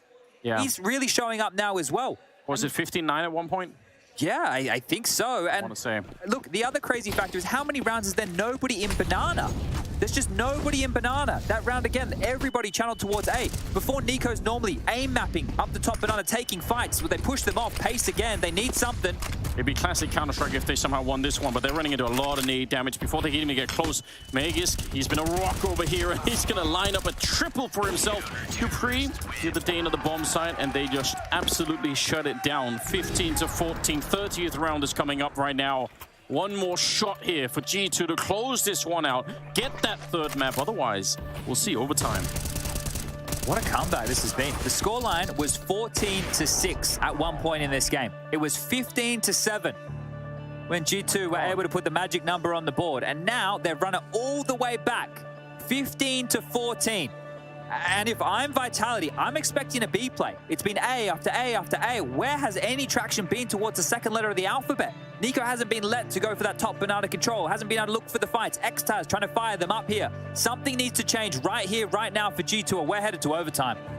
And if you wanted to play on that, if you're HooXi and you could be thinking, okay, well, maybe we fake B and go back to A. The problem is that you need to win banana first, right? And if they can't do that, there's never that you can't even exploit the fact that you've been going A for 7 rounds in a row. And Nico is going into this round with a Galil. Honestly has no head armor with the AWP, but maybe that could be the difference maker. Might be up to the kid, the flash, to bring them, drag them across the line here. Another pretty decent grenade. One more following it up. HooXi is practically dead before he can even get into the fight here. That's pretty rough. Apex is ready. If there's a battle happening, there's going to be 2 CTs and friendly flashbangs in the sky behind them. That's very hard to battle if you're coming in from the T side. There's no way they'll go back to A. Think about how many times the 2 Danes have just warded them off. Yeah. They've been locked down. Oh, that's awkward. He ripped right around him. Now, a lot of counter grenades coming out once again, but Nico actually didn't take that much damage from it. Look at this. Look at the rotation immediately. They just evacuated B. This is a massive gamble call from Apex here late. He's calling the bluff of HooXi. You got the kill on Banana? Well, are you coming back to A? I think so. ZywOo tasked with defending the B bomb site on his own. No way. Is he that deep in his brain? Can they actually just mind read him at this point in time? 50 seconds. What a godlike call. If this works out, that is genius. Apex on the one side, a bit of a crossfire. And let's see if this is going to be working out. Dupree's there as well. They have some nades to try and split up that crossfire, so they should be able to flash their way through, maybe smoke out the one side. They're also going to be popping out of apps. This might be the round that they need. G2 4-on-5, but Meg he's undefeatable. He can't be brought down. Finally, they get him, but it's way too late. m0NESY is on his own to try and win this map. 1 versus 2 before we hit overtime, and already on 20 seconds. Molotov in front of him, and he just can't find Dupree. He's behind the box somewhere. Oh, he's lightning fast. Oh! Almost has it, but instead, it's ZywOo to school the kid. It's overtime, 15-15.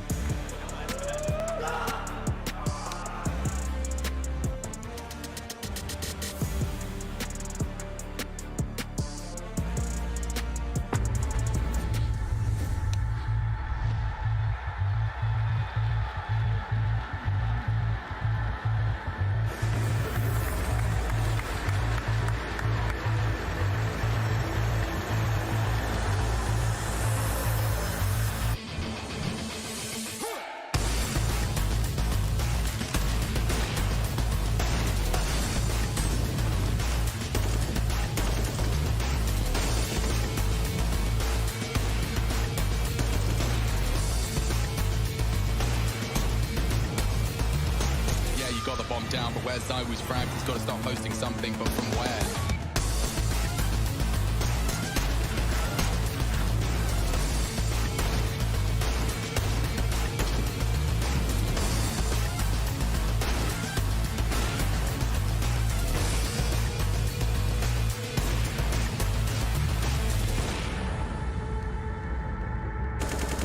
ZywOo, he's just got a slight gap under the smoke, and it's enough to catch Boomich in transition. ZywOo wants to pull it across the line. 2 frags onto 2 of the best. And now swings out for another. He's possessed. ZywOo won for another ace. Another clutch. It's Perfecto hunting him. No one has been able to knock him on his ass yet. And he's got 6 HP. It didn't stop him before. And it doesn't stop him again. ZywOo!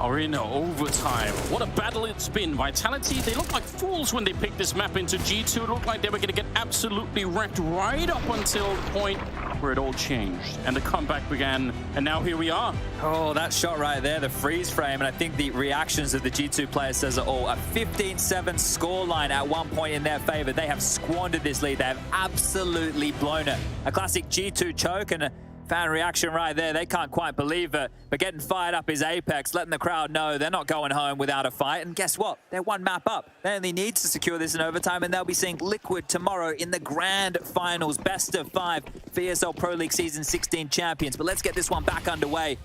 What if G2 being able to solve in the break? I hope they've learned the second letter of the alphabet here, because B needs some action.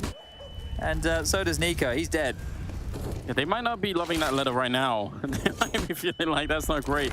But it's true, they ran A so much so that Apex is actually mind-reading Huxley at the end and just made a huge call in what, a 4-on-5 or a 4-on-4.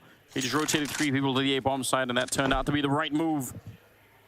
Oh man, imagine how much things have changed. Nice return from m0NESY. His 31st kill here. But is it enough? 3 versus 4. They could have maybe tried to speed it up behind it, but they don't know much about what's happening on the map. Apex has flashes from spawn here. He can flash for Spinks to activate him. Only towards Emo. I'm sure the flashes will be coming shortly from Apex. He's very close now. Ooh, actually bumps into a player. Flash on over like you mentioned. Spinks on there. Can't really see anyone there, but they're all outside, and now there's a flank coming in. You're absolutely right. Dupree's about to walk up behind him. They're in trouble once again here, G2. It's been a really long roller coaster. It's just been going all the way down for them.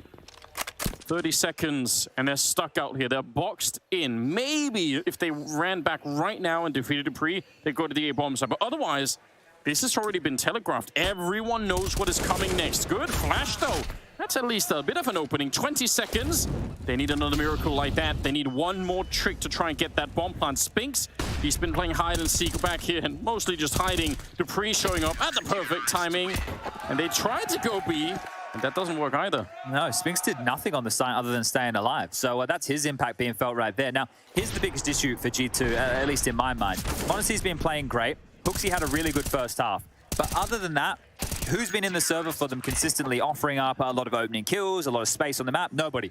There has been no third individual here that stepped up alongside of m0NESY and Huxley's contributions. You've got 17 for Hunter and JKS and 18 for Nico. On the other side, Magisk is now at the top of the scoreboard. That shows you how much work he has been doing over towards that A-bomb site time and time again.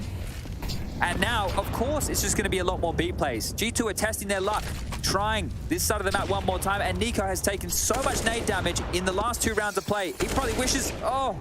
And now they're taking liberties everywhere. Yikes, yep. Oh, this is rough to watch, isn't it? Slap in the face now.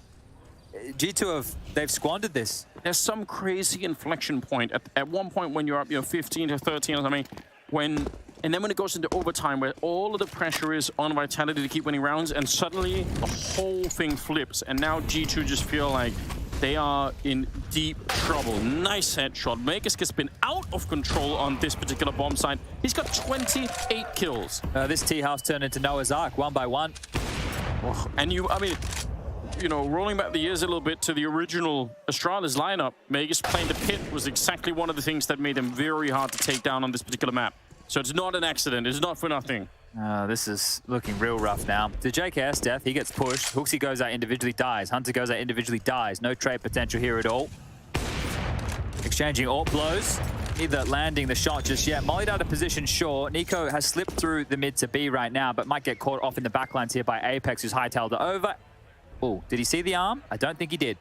Probably didn't, but the fact that he's so close by could still be absolutely devastating. 20 seconds right here, and this looks in every possible way like an unwinnable round for G2. I just don't see this working out. 14 seconds. Nico scaling up onto Graveyard, but he's going to get shut down. 17 to 15. We're looking for the first team to 19 rounds. If that's Vitality, they're in the grand final. And a massive comeback here. We've only had 2 other series, I believe, throughout the entirety of the Pro League playoffs that have gone 2-0. Every other series has been a 3-mapper, has delivered in buckets and spades. Here's the opener onto JKS. Just gets obliterated. Magisk again, just annihilating player after player. And this is it. What a capitulation from G2 this has been. Now, we heard Hooksy in the pre-game interview saying he thinks the team, is about 25%. Well, maybe he's right because it's looking a bit shallow now. Exposed here on Inferno. Nico's gone again.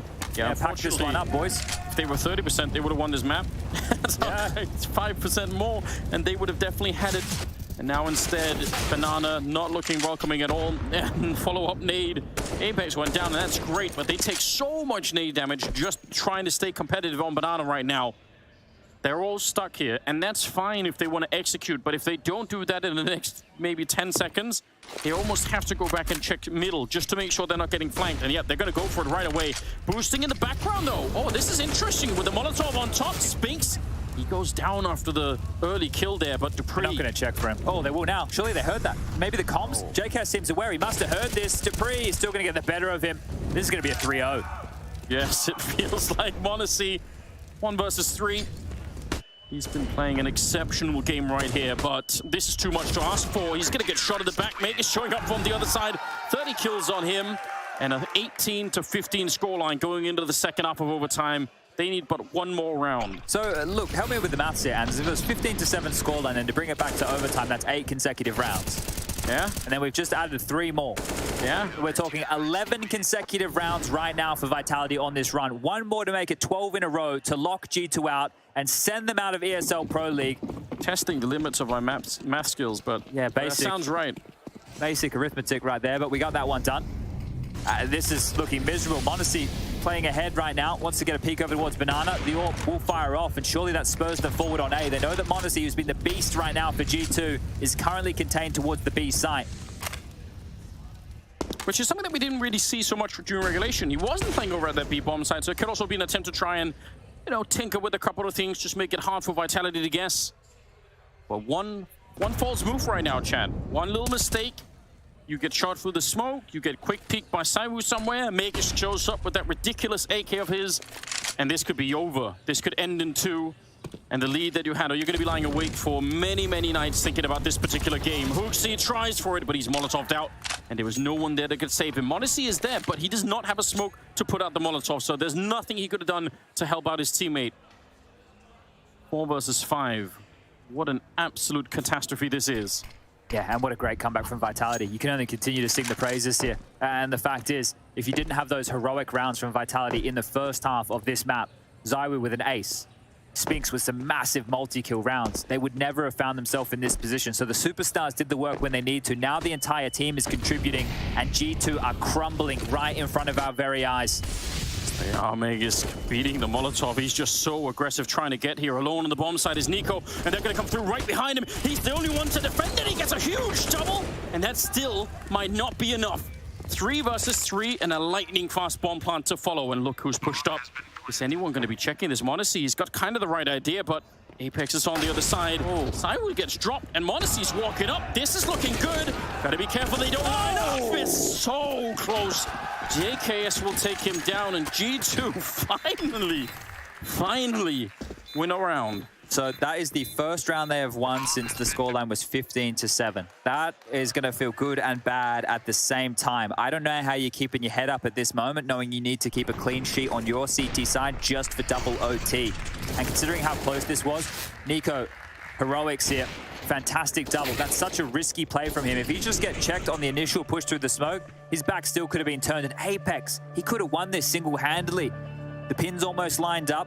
A timeout taken, the last for Vitality here. Zonic wants to get this done right here, right now. He does not want to go to double OT.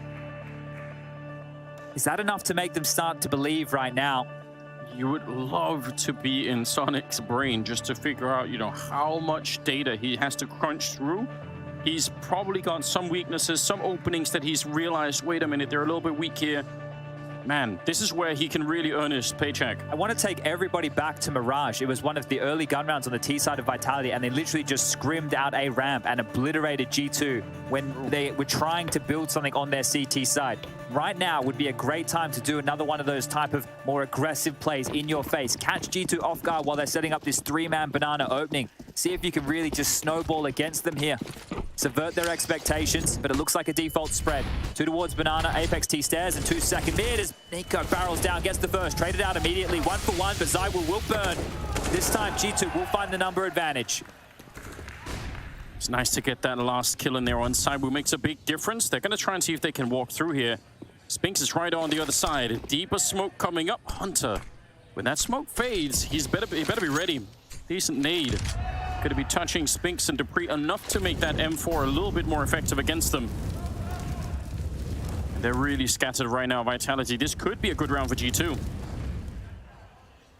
dupreeh had a miserable start to this game, but my God, he made up for it. And now around the corner, flashed in by Apex.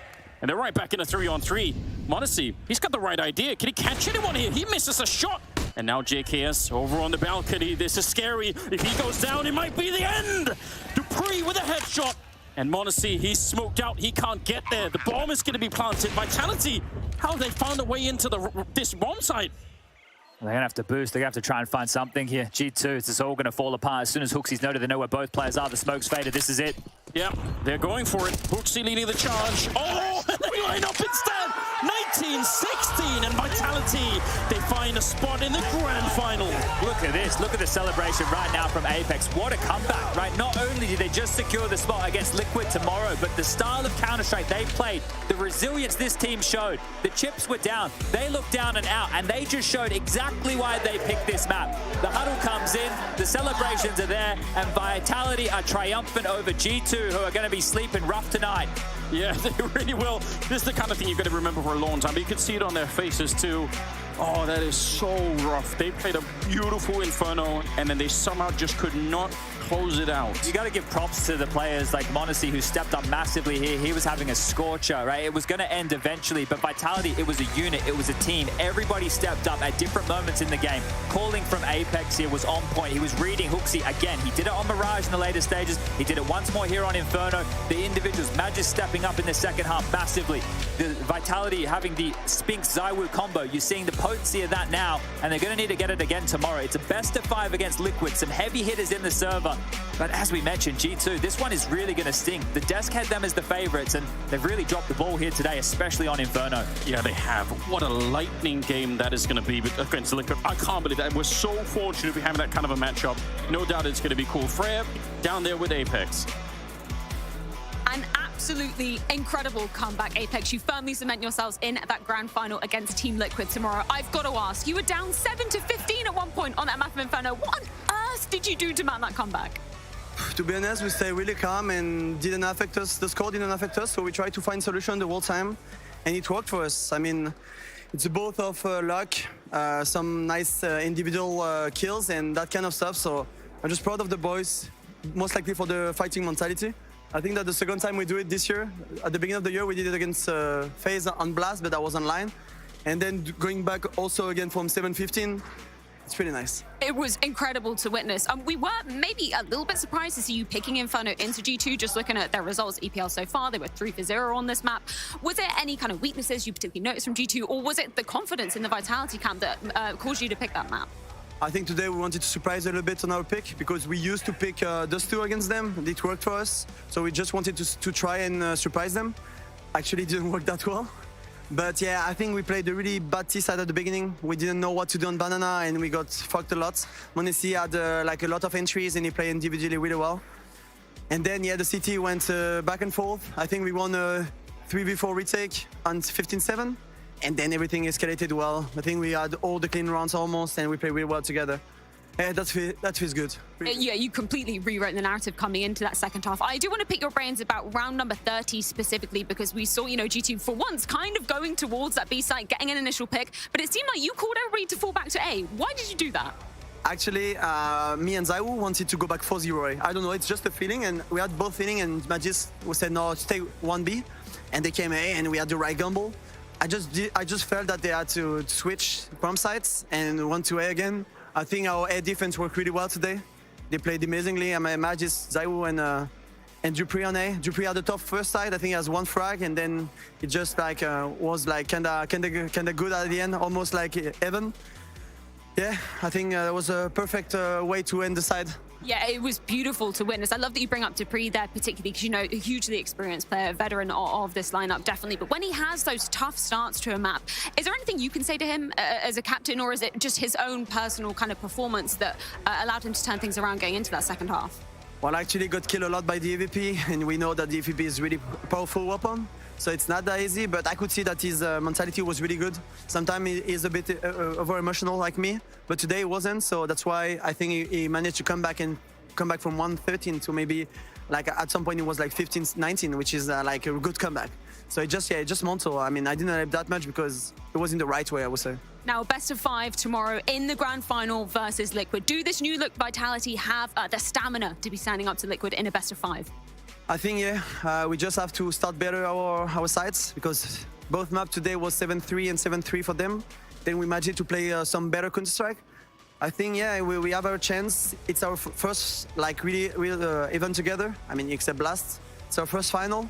So it's no pressure on us. I mean, they kind of the same, even though their lineup is a bit older. But we're just gonna take it as experience. Obviously, we want to win, but I think we are everything to take it all. So let's see how it goes. Really excited to see how that one goes down. A spectacular comeback and an incredible result for Vitality cements themselves a spot in the grand final versus Liquid tomorrow. We're gonna kick it to a quick break, but when we are back, I cannot wait to hear what the desk think of that one.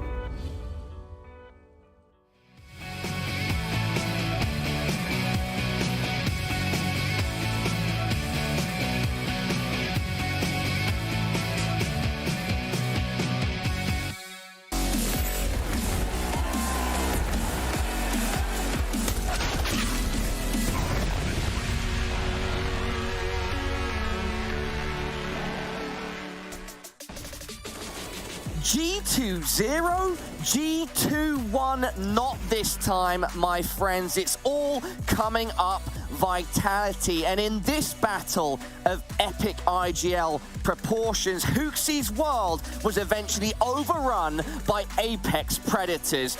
Vitality will be heading to the grand final of ESL Pro League Season 16 to square off against Liquid. Done in 2. Brilliant to see them perform so well. Blair and Maui Snake. I'll tell you one thing I saw here in the server in these two games, right? Made a tweet about it as well. We know which team had a better mentality. We know which team was stronger, had the tenacity to cling on no matter what. Go back to Mirage, 7-3 the lead on your T side. If you're G2, you feel like the job's done. And then after that, they win one round, losing 16-8. Go to Inferno, 15-7. And then to completely capitulate in that fashion. While I want to praise Vitality for having the mental strength to cling on the precipice, G2, what the hell? Brutal way to go. And usually, you know, we're a little bit disappointed to see a team fail like that. But I still think that the poise that Vitality showed in this game is so worth praise that even though we're wrong about our predictions, like, it doesn't really matter when you get to see ex-champions come back in that sort of fashion, because it's been so long for Vitality to show this sort of form, to be competitive in games of this caliber, and now we're seeing that the Spinks move is really, it's the best. It's the best. It's the best move. I absolutely agree. Guys, before we delve into some rounds in deeper detail, I'd like to generally touch upon a trend on these two maps. Vitality got off to terrible starts on Mirage. 8 rounds on the CT side of Mirage. I don't think most teams are happy with that. On Inferno, 5 T rounds, you're barely scraping the minimum, but yet they adjust and they come back and win both maps. They win both maps. Look, on Inferno, I really feel like, look, here's the thing with HooXi, right? He was incredible on that CT side overall when it comes to like his fragging prowess, which is not what we expected him to do in the server. But I have a lot of questions in the final stretch there when you're 15-7 up. How many rounds in the remaining rounds in regulation did they actually even attempt to go B? It just kept going A again and again and again and again, and Magis and Dupree just completely shut them down. Magis went 25-5, I think, on the CT side, really just popping off. But at the same time, it's like they forgot the B bomb side existed. They went 3 out of the last 8. Like, they went 3 times. Barely. They went 3. They went 3 times and they went A 5 times. So it's not, it's that the last 5 were all A. That's why it looked so bad. Like, that's when it looked like they were just knocking their head against a steel door that just was not going to budge no matter what they did. Because the amount of times they went for the short play in particular is where I'm really also upset with you, Blah. Like, the way that they could never really do a proper arch wrap, or it's just one guy. Like, if they sent majority arch, it's easy though. I'd say now. I think really it's so easy now to say, wish they called this differently here. On hindsight, yeah. But like, I think that Magis stepping up is really why those A hits were so unsuccessful. Now, of course, Vitality, the winners, they are heading to the grand final to play off against Liquid. But there is one round.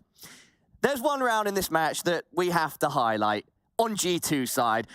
HooXi getting an ace round 3. This is, of course, something that we have to talk about. This is a true Giga Chad moment. I want to bring this up for a couple reasons as to how the ace was set up, because they threw that smoke that I was talking about yesterday. It's there in front of logs, and this is what stages Banana so well for them. You see how Nico sprang through that? That is their smoke right in front of logs, and then they stage it again at 105. They throw some more utility. Nico's throwing everything that he needs to make sure that Vitality, they're basically corralled. This is the kind of thing that G2 was doing in the group stage that was so effective. They corral their opponents, and then finally, Vitality feels like they have to pounce, because if that smoke just landed at 35, if they go, they got 15 seconds left, and so they feel forced to push into HooXi, and we see the Giga Chad at work. And you got to wait, just quickly, Blair. One final time. 3. Oh, no. 2. All right. 1. Giga Chad. Oh, HooXi's World? I thought it was going to be HooXi's World. Guys, all right. Don't mess this up again. Sorry. Tell 3. Oh, fine. 3, 2, 1. Giga Chad! bad. Everybody in the chat, yeah, that was for Hooksy bowing out. Blair, sorry, back to your real analytical serious point. No, like, I see what Vitality went for that push as well, because they knew, the first player who died, he knew exactly where Hooksy and Nico were. Positions were known. It's on the radar as well. They're like, I'm sure we can trade. But Hooksy, he actually made FAMAS look good. That's a rare sight. What a god! Rare sight. But I like that setup with the utility. That teams are going to start using that. And I'll just give this is a little nerdy, but like the reason they started using that smoke is in 2020. Tabson was using that for big, and they were no, for real. No, I'm on board. Tabson was using that smoke in 2020 for big, but this was before the grenade dropping, and so they could stage the round so much better now because they have that third smoke at B. Before, when Tabson was doing it, you just had two. But Tabson and big, they got to go back to the drawing board because that smoke is in meta now, even though they are the ones that created it. You know what? I completely trust that is a true story, but I'm still going to call it Maui Snake big propaganda. All right. By the way, everybody at home, do you like aces? Did you like that Giga Chad ace? Do you guys like aces? Well, I have a second ace. Our next round